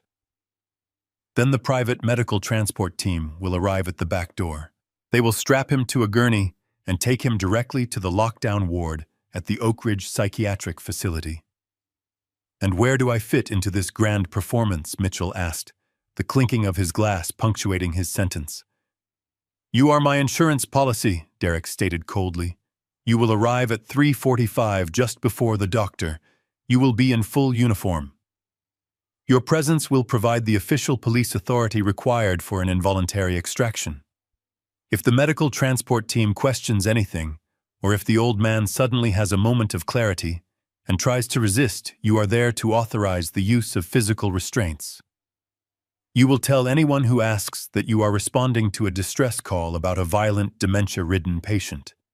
You will ensure he goes quietly into that van, and you will ensure the neighbors do not ask any questions. Mitchell let out a low chuckle. It is a bold move, Derek. I have to hand it to you. You are putting your own father in a padded cell to get to his checkbook. Does it not bother you even a little bit? There was a brief silence on the audio feed. I held my breath, waiting for the answer, foolishly hoping to hear a single shred of hesitation from the boy I raised. He had a good run, Derek finally answered, his voice devoid of a single ounce of humanity. But he is a dinosaur, Mitchell. He is sitting on a mountain of wealth while my business is suffocating. I am just accelerating the natural order of things. By tomorrow night he will be locked away in a room where nobody will ever listen to him again, and I will be a very wealthy man. Now finish your drink. We have a big day tomorrow. The audio feed cut to a low static hum. I pulled the earphones out, letting them drop onto the floorboards. The darkness of my bedroom felt suffocating, yet strangely focusing at the same time. It was Thursday night. The digital clock resting on my nightstand glowed with an eerie green light, marking the steady passage of time. I had less than 24 hours to prepare the absolute ultimate counterattack against the two people I once loved. My son firmly believed he was sending me to a living hell, but he was completely unaware that I had already built his. Friday morning broke with a deceptive stillness. The storm that had raged for days had finally broken, leaving behind a pale, washed-out sky that offered no real warmth. I lay in my bed, staring up at the intricate patterns of the plaster ceiling, feeling the heavy, suffocating weight of the day pressing down on my chest. Today was the day. It was the culmination of 48 years of marriage, decades of hard work, and a lifetime of fatherhood, all funneling down into a single brutal afternoon. I carefully rolled out of bed, my joints popping in the quiet room. Before I changed out of my pajamas, I reached into the hidden seam of my travel bag. Garrett had left me a parting gift, during his covert visit. It was a micro earpiece no larger than a grain of rice designed for deep cover operatives. I pushed it deep into my right ear canal until it was completely invisible to the naked eye. I tapped the small transmitter taped to my rib cage twice. A tiny burst of static buzzed in my ear, followed immediately by Garrett's steady, reassuring voice. "I have you on audio," Harrison Garrett whispered. "Testing 1, 2. Can you hear me clearly?" I coughed once to confirm. "Good," Garrett continued. "The perimeter is fully established. I have 2 unmarked surveillance vans parked down the street. We have eyes on the front and back of your property. I am sitting with Special Agent Vance from the Federal Bureau. He has reviewed the audio file of your son ordering the hit on Martha, along with the offshore bank records and the toxicology reports. They are treating this as an active, high-priority takedown. They are just waiting for my signal to breach the doors. Victor is safe in federal protective custody. You are not alone in this, my friend. Just play the part a little while longer." I took a slow, deep breath, letting the tension bleed out of my shoulders. I ruffled my hair, untucked one side of my shirt, and shuffled out of the bedroom, dragging my left foot slightly to complete the illusion of a man whose nervous system was actively shutting down. I entered the kitchen. The smell of freshly brewed coffee filled the air, a cruel reminder of the mornings Martha and I used to spend reading the newspaper together at the island.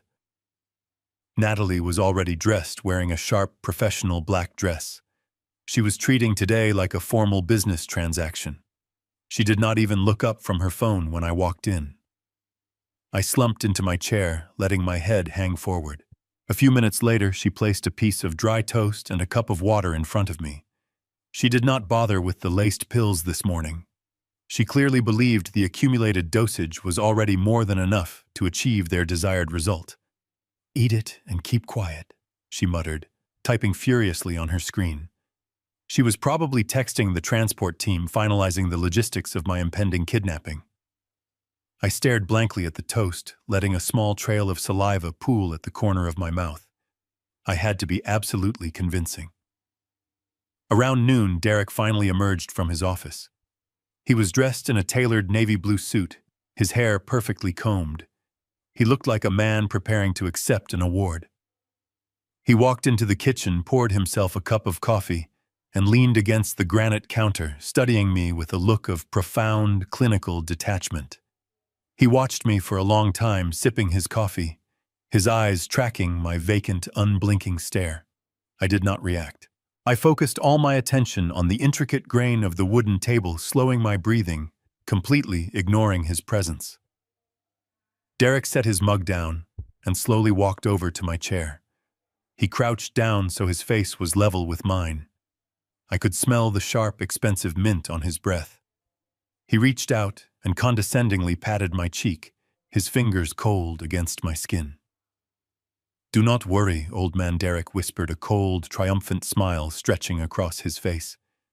"You will be in a nice, padded room soon, and I will take good care of your money. You worked so hard all your life, but you just do not have the mind for it anymore. It is time for you to rest. I will make sure the doctors give you the good medication. You will not even know you are locked up. It will be like a long, peaceful sleep." He patted my cheek one last time, stood up, and walked out of the room whistling a cheerful tune. My hands remained perfectly still in my lap, but inside my mind was a raging inferno. I wanted to leap out of the chair, wrap my hands around his throat, and squeeze until that arrogant, murderous smile was wiped from his face forever. I wanted to demand how he could look into my eyes knowing he had slaughtered his own mother, saw it for a handful of digital currency. But I held my ground. I clamped down on my fury with the iron discipline of a soldier.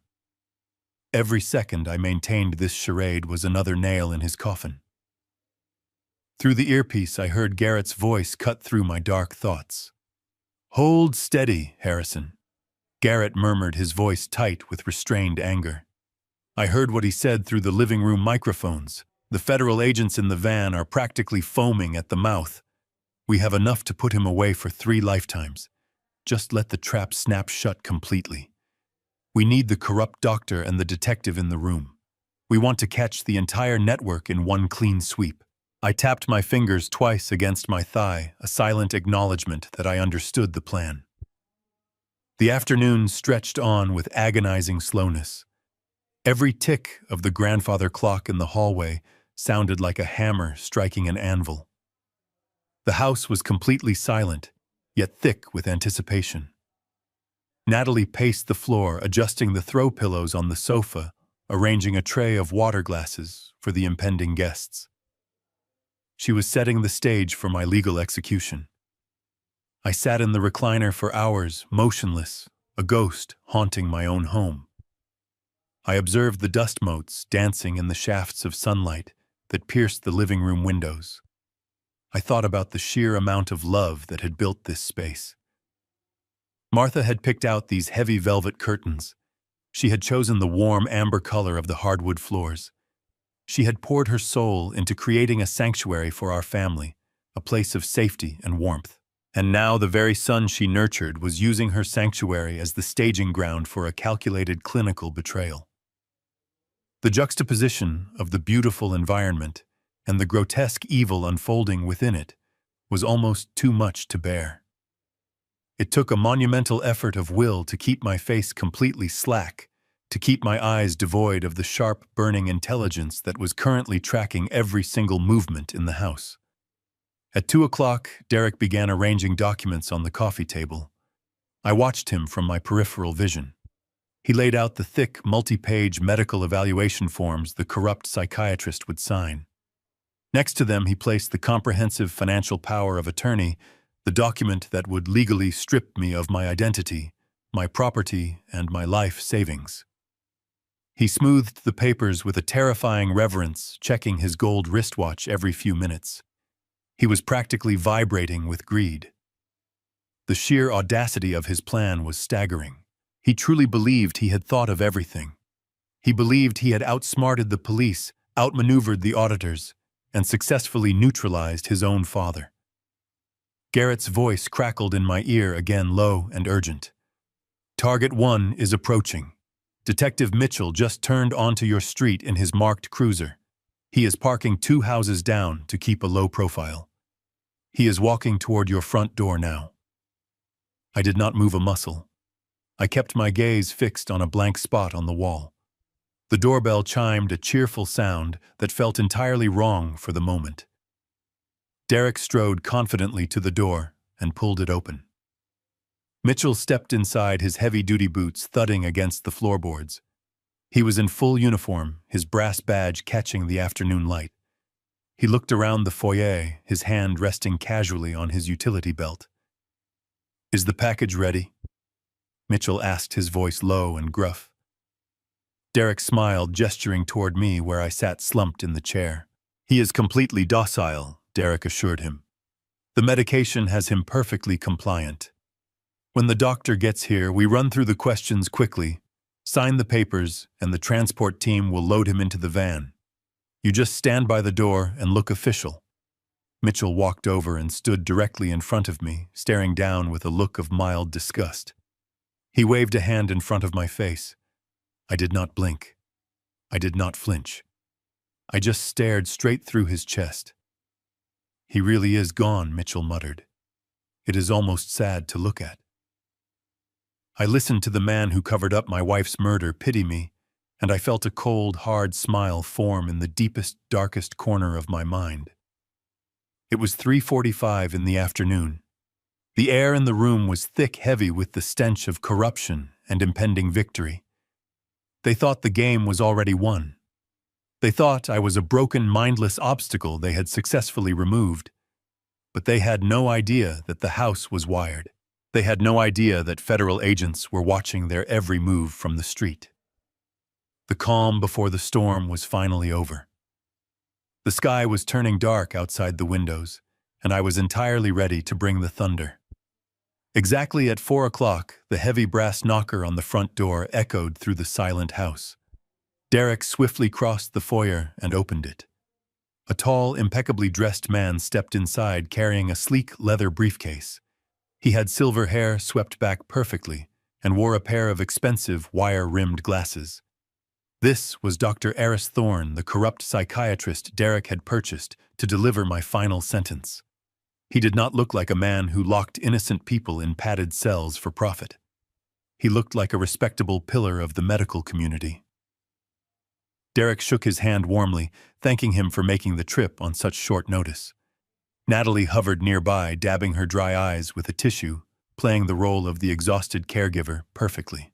Detective Mitchell remained standing by the front door, his arms crossed over his chest, his radio crackling softly. The entire cast of my destruction was finally gathered under one roof. Dr. Thorne walked into the living room and took a seat on the velvet sofa directly across from my recliner. He opened his briefcase with a sharp metallic click and extracted a thick file folder along with a silver fountain pen. He crossed his legs, resting the folder on his knee, and looked over at me with an expression of practiced, artificial sympathy. "Harrison," he said, his voice smooth and incredibly soothing. "My name is Dr. Thorne. Your family called me here today because they are deeply concerned about your well-being. They tell me you have been struggling lately, forgetting things, acting a bit confused. Can you tell me how you are feeling today?" I kept my head lolled to the side, my chin resting near my collarbone. I allowed my mouth to hang open, breathing in shallow gasps. I stared vacantly at the cuff of the doctor's expensive suit, keeping my eyes completely unfocused. When I did not answer, the doctor leaned forward, adopting a slower, louder tone, as if speaking to a child. "Harrison, can you tell me what day of the week it is? Can you tell me the name of the current president?" I let out a low, guttural moan, letting a thin line of saliva escape the corner of my mouth and drip down my chin. I brought my trembling right hand up, pawing weakly at the air, as if trying to swat an invisible insect. I mumbled a string of completely incoherent syllables, ensuring my voice cracked and faded into a pitiful whimper. Natalie stepped forward, placing a gentle hand on the doctor's shoulder. "It breaks my heart to see him like this," she whispered, her voice trembling with manufactured grief. "It has been a rapid decline since Martha passed away. He does not even know who we are anymore. He wanders the house at night. We are terrified he is going to leave the stove on or wander out into the street and get himself killed.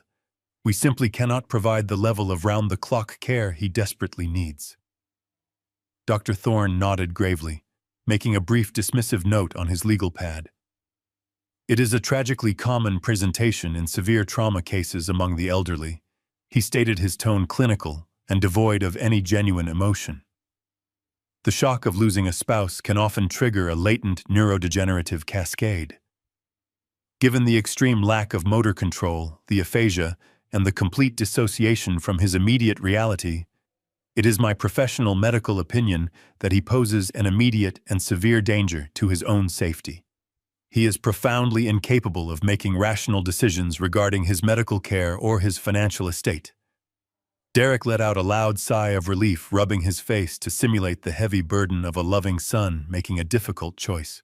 "So you agree that involuntary commitment is the only safe option left for him?" Derek asked, his voice thick with fake hesitation.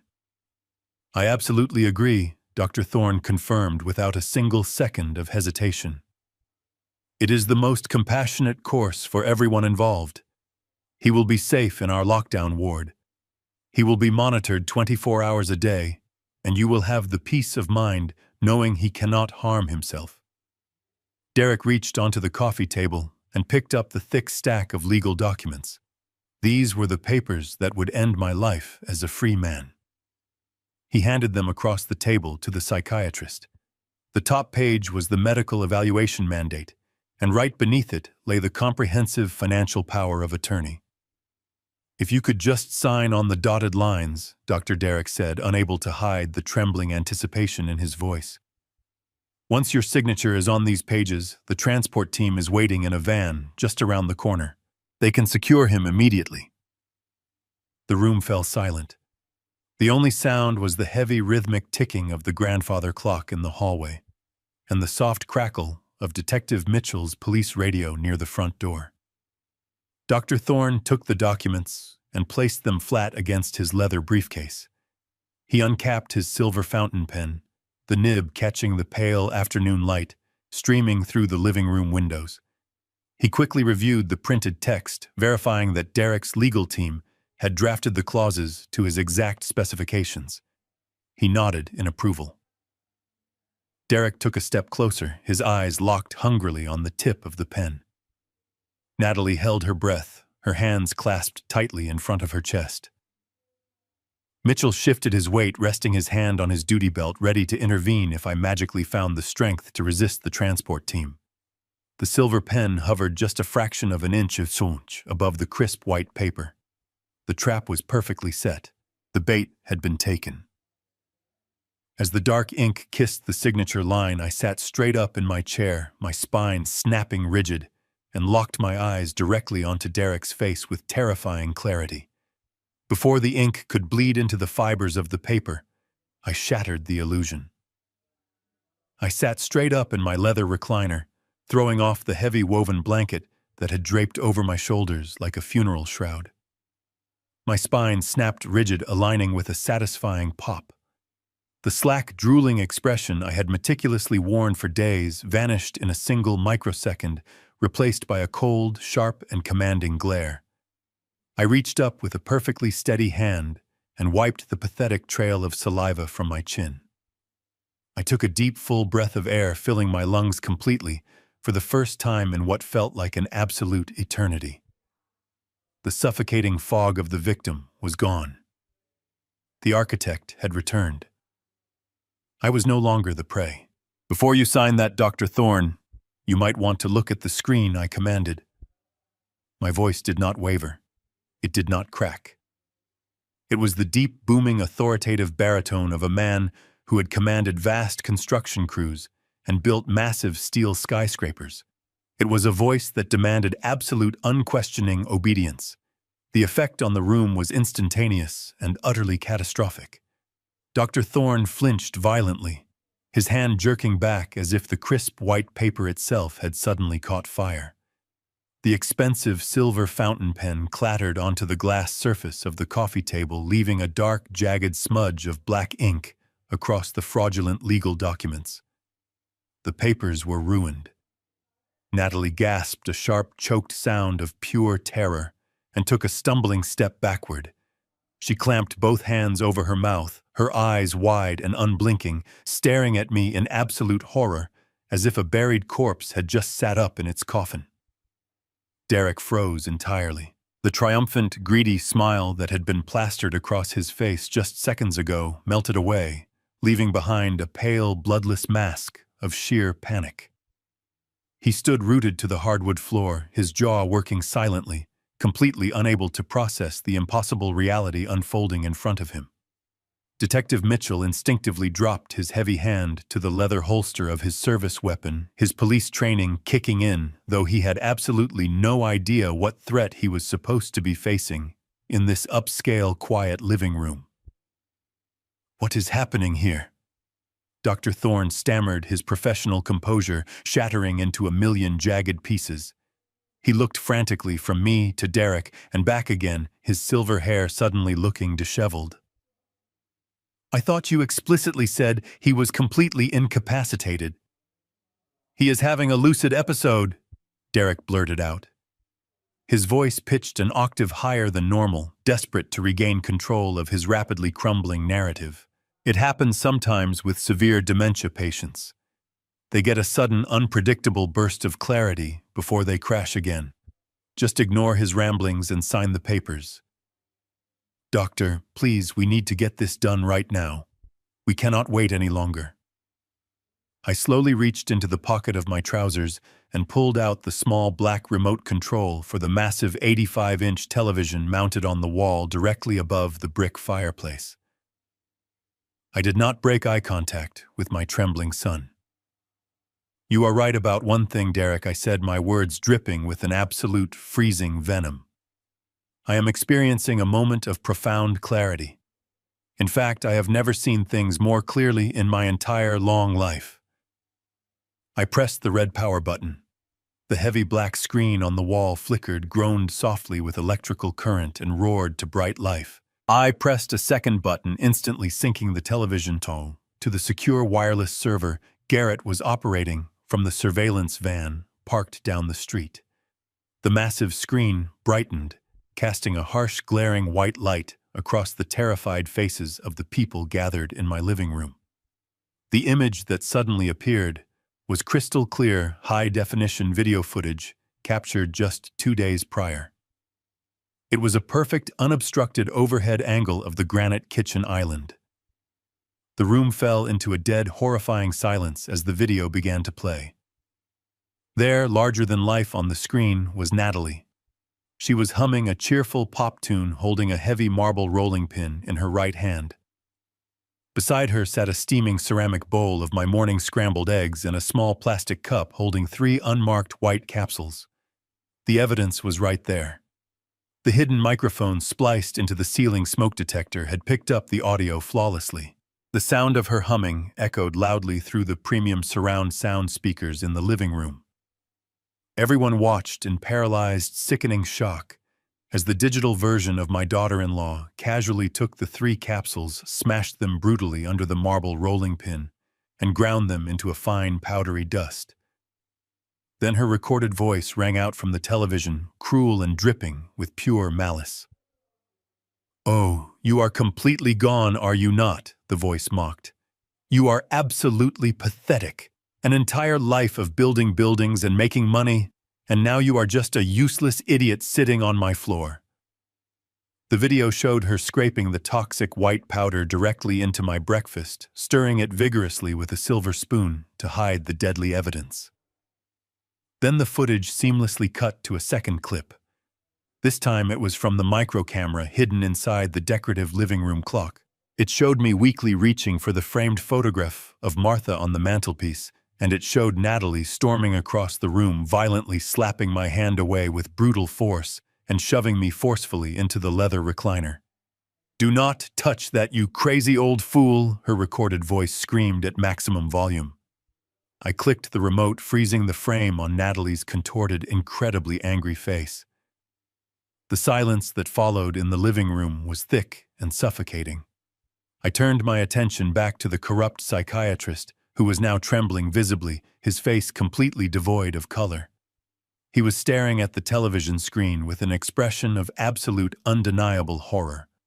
That white powder she was crushing into my food.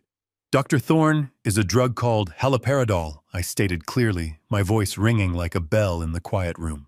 "She was deliberately feeding me 50 milligrams every single day.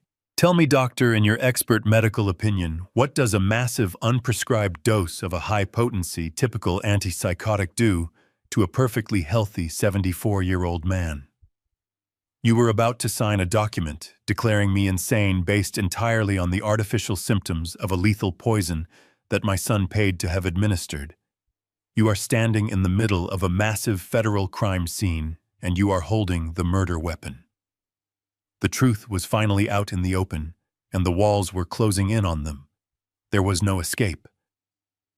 Derek suddenly broke from his paralyzed stance with a loud animalistic shout. His face twisted into a grotesque mask of desperation as he lunged across the living room rug. He threw himself toward the massive brick fireplace, abandoning any pretense of the sophisticated son he had portrayed moments before. He clawed frantically at the cables hidden behind the flat screen, desperate to rip the power cord from the wall and plunge the room back into darkness. His manicured fingernails scraped against the rough masonry, tearing the skin, but he did not feel the pain. He was a cornered rat trying to chew his way out of a trap. "Shut it off," he screamed, his voice cracking into a shrill shriek. "Shut that damn thing off right now. You stupid old fool, you have no idea what you are doing." I did not move from my leather recliner. I simply watched his pathetic struggle with the detached observation of a judge presiding over a final sentencing. My thumb rested over the remote in my hand. "You are right, Derek," I said, raising my voice effortlessly over his frantic screaming. "I am an old fool. I was foolish enough to believe you loved your mother. I was foolish enough to think you had a shred of human decency left inside your soul. But my eyes are wide open now. I pressed the next button on the remote. The video of Natalie instantly vanished from the giant screen. The display shifted to a solid black background. The silence in the room was only momentary. A harsh burst of static hissed through the premium surround sound speakers vibrating the floorboards beneath our feet. Then the undeniable audio recording began to play.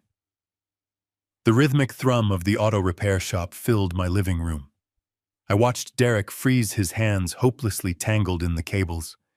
His body went rigid as his voice echoed off the walls. "Look, I do not care how you do it," the digital version of my son said casually. "Just make sure it is untraceable. I am paying you a premium for a clean job." The blood drained completely from Derek's face, leaving him looking like a hollow ghost. The raspy voice of the mechanic replied, detailing exactly how he would weaken the fluid lines of my wife's 1998 Volvo. He explained how the pressure would blow the seals on the steep mountain incline, and then the final unforgivable nail was hammered firmly into the coffin. "Cut the brake lines on the Volvo," Derek's recorded voice commanded with absolute chilling indifference. "Make it look like old age wear and tear. My mother drives it to the hills every Sunday. Just get it done." The audio clicked off, leaving a deafening silence in its wake. Dr. Thorne stumbled backward, collapsing onto the edge of the velvet sofa, gasping for air. Natalie fell to her knees, burying her face in her hands, letting out a sob of pure terror. She finally understood the magnitude of the monster she had married. But Detective Mitchell did not cry. He realized instantly that he was trapped in a room with a murder confession, and his corruption was directly tied to the victim. Panic seized his mind. He took a rapid step backward, his hand dropping instinctively to his duty belt.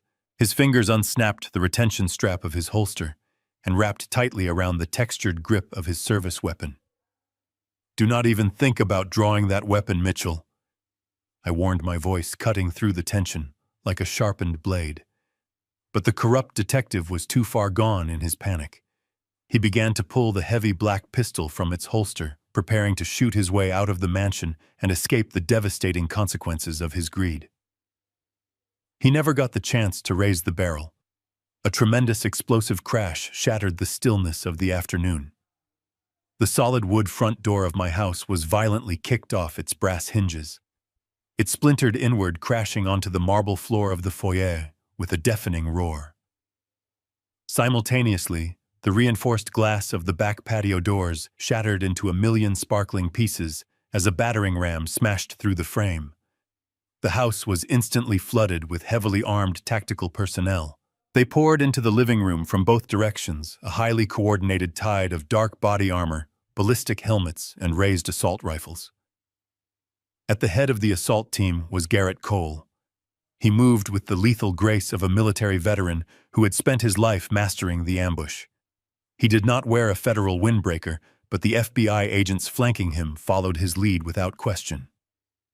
"Federal Bureau of Investigation," a commanding voice shouted over the chaos. "Drop the weapon right now. Get your hands in the air. Drop it." Mitchell hesitated for one fatal second, his eyes wide with shock, as red laser sights painted his chest. Garrett did not wait for the corrupt cop to make up his mind. He closed the distance in two massive strides, grabbed Mitchell by the wrist, and twisted it violently upward. The service weapon clattered harmlessly to the hardwood floor. Garrett kicked the gun across the room, slammed Mitchell hard against the drywall, and kicked his legs apart. The metallic click of steel handcuffs snapping shut around Mitchell's wrists sounded like the sweetest music I had ever heard. Across the room, two federal agents tackled Derek to the ground. My son did not put up a fight. He simply collapsed onto the rug he had purchased with my stolen money, curling into a pathetic ball as the agents pulled his arms behind his back. Natalie was sobbing hysterically, surrounded by officers who ordered her to the ground. I remained seated in my leather recliner, watching the flawless execution of absolute justice. My heart beat with a steady rhythm. The storm had finally broken, and I was the only one left standing. The living room was now a chaotic symphony of federal authority. The heavy boots of the tactical agents stomped across the hardwood floors, their radios buzzing with clipped, efficient commands. Detective Mitchell was the first to be hauled out. Two massive agents dragged him to his feet, his uniform crumpled and his badge stripped from his chest. He did not say a single word. He did not look at me. He just stared at the floor, the stark realization of his ruined life settling heavily onto his shoulders. He knew the federal prison system had absolutely no mercy for corrupt cops who helped murder innocent women. They pushed him through the shattered front door into the blinding flashes of the sirens that now completely flooded my quiet street. With the corrupt detective removed, the room's attention shifted to the remaining conspirators. Dr. Thorne, the distinguished psychiatrist, who had been so eager to lock me away just minutes ago, was desperately trying to negotiate his way out of the nightmare. He held his hands up in a placating gesture, his voice trembling as he backed away from an advancing federal agent. "There has been a terrible misunderstanding," Dr. Thorne pleaded. "I had absolutely no idea about any of this. I was simply called here for a standard medical consultation. I am a licensed medical professional." Garrett stepped forward, his expression carved from solid granite. "You were hired to rubber stamp a fraudulent diagnosis for a financial conspiracy." Dr. Garrett stated, his voice echoing loudly. "We have the wire transfers from Derek's offshore accounts directly to your private clinic. You are not a doctor anymore. You are a co-conspirator to federal fraud and elder abuse. Put your hands behind your back." The doctor let out a pathetic whimper, offering no physical resistance as the cold steel cuffs locked tightly around his wrists. They marched him out, leaving only my daughter-in-law and my son. Natalie was entirely unhinged. The sophisticated, cruel woman who had forcefully slapped my hand away and mocked my fake dementia was completely gone. In her place was a terrified, hysterical mess. As two agents pulled her to her feet, she began to thrash wildly, tears streaming down her ruined makeup. She turned her panicked, desperate eyes toward Derek, who was still pinned to the rug. "It was his fault," Natalie screamed, her voice tearing through the room. She pointed a trembling finger at her husband. "He made me do it. He bought the drugs. He told me to put them in the food. I did not know anything about the car crash. I swear to God I did not know he killed Martha. He told me it was just to get the money to pay off the loan sharks. You have to believe me, Harrison. Tell them I did not know about Martha." I looked at her, my face completely impassive. "You willingly fed a neurotoxic poison to a man you believed was defenseless, Natalie," I replied, my voice steady and unforgiving. "You laughed while you did it. You are exactly where you belong." She let out a piercing wail of despair as the agents dragged her out of the room, her cries fading into the chaotic noise of the front lawn. Then there was only Derek. The federal agents slowly pulled him up from the floor, securing his hands tightly behind his back. The tailored navy blue suit he had worn to celebrate his ultimate victory was now covered in dust and wrinkled beyond repair. He looked around the room, his eyes darting frantically, searching for any possible loophole, any escape route that simply did not exist. The digital fortress he had built was completely breached. The police officer he had purchased was in handcuffs. The wife who had helped him was turning against him. He was completely, utterly isolated. As the agents began to walk him toward the door, Derek suddenly dug the heels of his expensive leather shoes into the hardwood floor. He fought against the grip of the officers with a sudden, desperate surge of adrenaline. He threw his weight forward, breaking their hold just enough to stumble across the room and collapse violently onto his knees right at the base of my leather recliner. He threw his upper body forward, his cuffed hands useless behind him, and pressed his tear-stained face against my legs. He was weeping openly now, loud, ugly, gasping sobs that shook his entire body. "Dad, please," Derek begged, his voice cracking and breaking with absolute terror. "Please, you have to stop them. Tell them to stop. I am your son. I am your only boy. You cannot let them take me away to prison. I will give it all back. I will sign the trust back over to you today. I will do whatever you want." Please, Dad, I was just so scared of the people I owed money to. They were going to kill me. I made a mistake, a horrible mistake, but you can fix this. You always fix things for me. Do not do this to me. I sat in my chair looking down at the top of his perfectly combed hair. I felt the wetness of his tears soaking through the fabric of my trousers. 42 years ago, I had held this boy in my arms and promised to protect him from the world. I had worked my hands to the bone to give him a life of privilege and comfort. I had sold the company I built from scratch just to save him from his own failures. And he had repaid that lifetime of boundless love by murdering the woman who gave him life and trying to destroy my mind. I slowly reached down and placed my hand firmly on his shoulder. For a fraction of a second, he stopped crying. He looked up at me, a pathetic glimmer of desperate hope shining in his bloodshot eyes. He actually believed, even after everything he had done, that my love for him was a weakness he could exploit one final time. He thought the father who had always bailed him out would save him from the abyss. I looked directly into his eyes, stripping away every ounce of warmth, every shred of paternal affection I had ever felt for him. My expression was an absolute, terrifying void. You stopped being my son the day you cut the brakes on your mother's car, I said, my voice completely devoid of any emotion. Enjoy hell. The faint light of hope in his eyes was instantly extinguished, replaced by a dark, suffocating despair. The federal agents stepped forward, grabbing him roughly by the shoulders and hauling him to his feet. He did not fight them this time. His legs gave out beneath him, and they had to practically drag him backward across the room. He stared at me the entire time, his mouth opening and closing silently, a broken, defeated monster being led to the slaughter. I watched them pull him through the shattered doorway and out into the cold, unforgiving light of the afternoon. The house suddenly fell into a deep, profound silence. I was entirely alone, but finally, truly free. The silence that settled over my house that afternoon was not the heavy, suffocating quiet of a tomb. It was the clear, pristine silence of a slate wiped clean. Over the next 6 months, the justice system moved with a swift and merciless efficiency that surprised even me. The mountain of digital and physical evidence Garrett and the federal agents had compiled was absolutely insurmountable. There were no lengthy trials, no dramatic courtroom theatrics, and no clever defense attorneys who could magically explain away the horrific crimes captured on video and audio. The digital ledgers of the offshore accounts, the toxicology reports of the poisoned food, and the recorded confessions painted a picture of premeditated evil that left the judges completely appalled. It was a total victory, but the cost was high.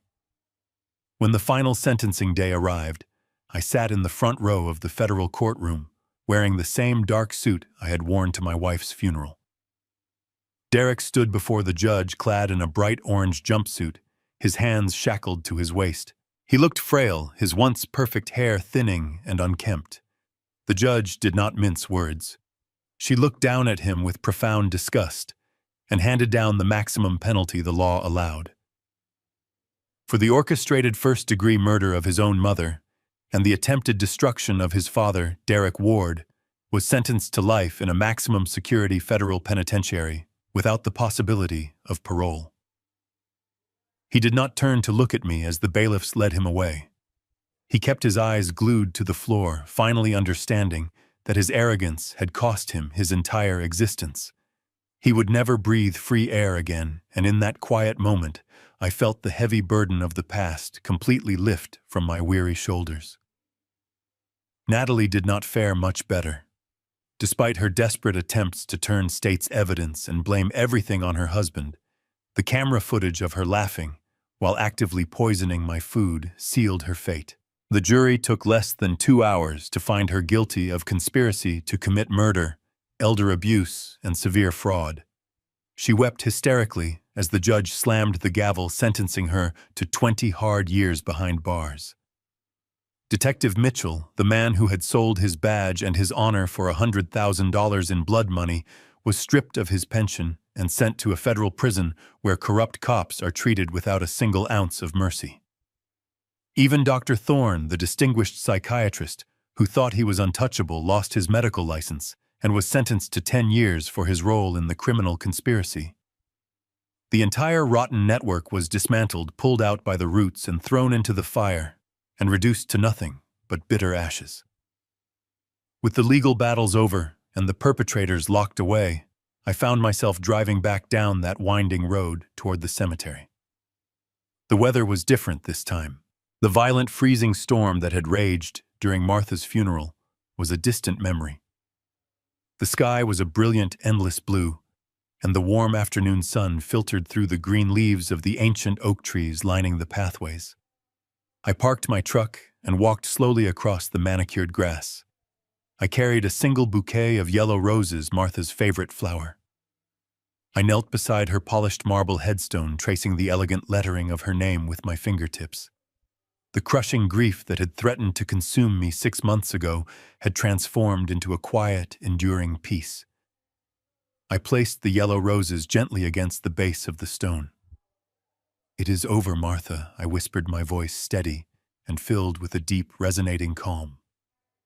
"The monster is gone. He will never hurt anyone again." I closed my eyes, letting the gentle breeze wash over my face, and for a brief moment, I could almost feel the warmth of her hand resting lightly on my shoulder. I stayed there for a long time, talking to her about the future, about the promises I intended to keep. I told her that our 30 years of hard work, the millions of dollars we had sacrificed our youth to build, would not end up funding a criminal empire or buying expensive cars for ungrateful children.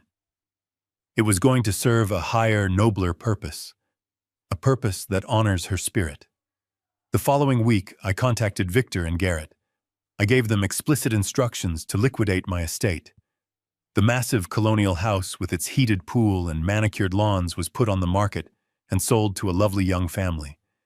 The remaining millions in the family trust, the money Derek had been so willing to kill for, was withdrawn. I used every single penny to establish a comprehensive legal and medical foundation dedicated to protecting the vulnerable. We named it the Martha Ward Initiative. We hired aggressive forensic accountants, private investigators, and dedicated lawyers who offer free services to elderly individuals who suspect they are being financially abused or medically manipulated by their toxic relatives. In the past few months alone, we have saved dozens of seniors from being locked away in psychiatric wards by greedy children. We have reclaimed stolen homes and emptied bank accounts, delivering the justice that I brought down upon my son. I lost the family I thought I had, but I found a new one in the countless people I have been able to help. I learned that true strength does not come from the blood in your veins, but from the unwavering courage to stand up against evil even when that evil sleeps right under your own roof. Blood isn't an excuse for betrayal. If someone shows you they are a monster, believe them the first time.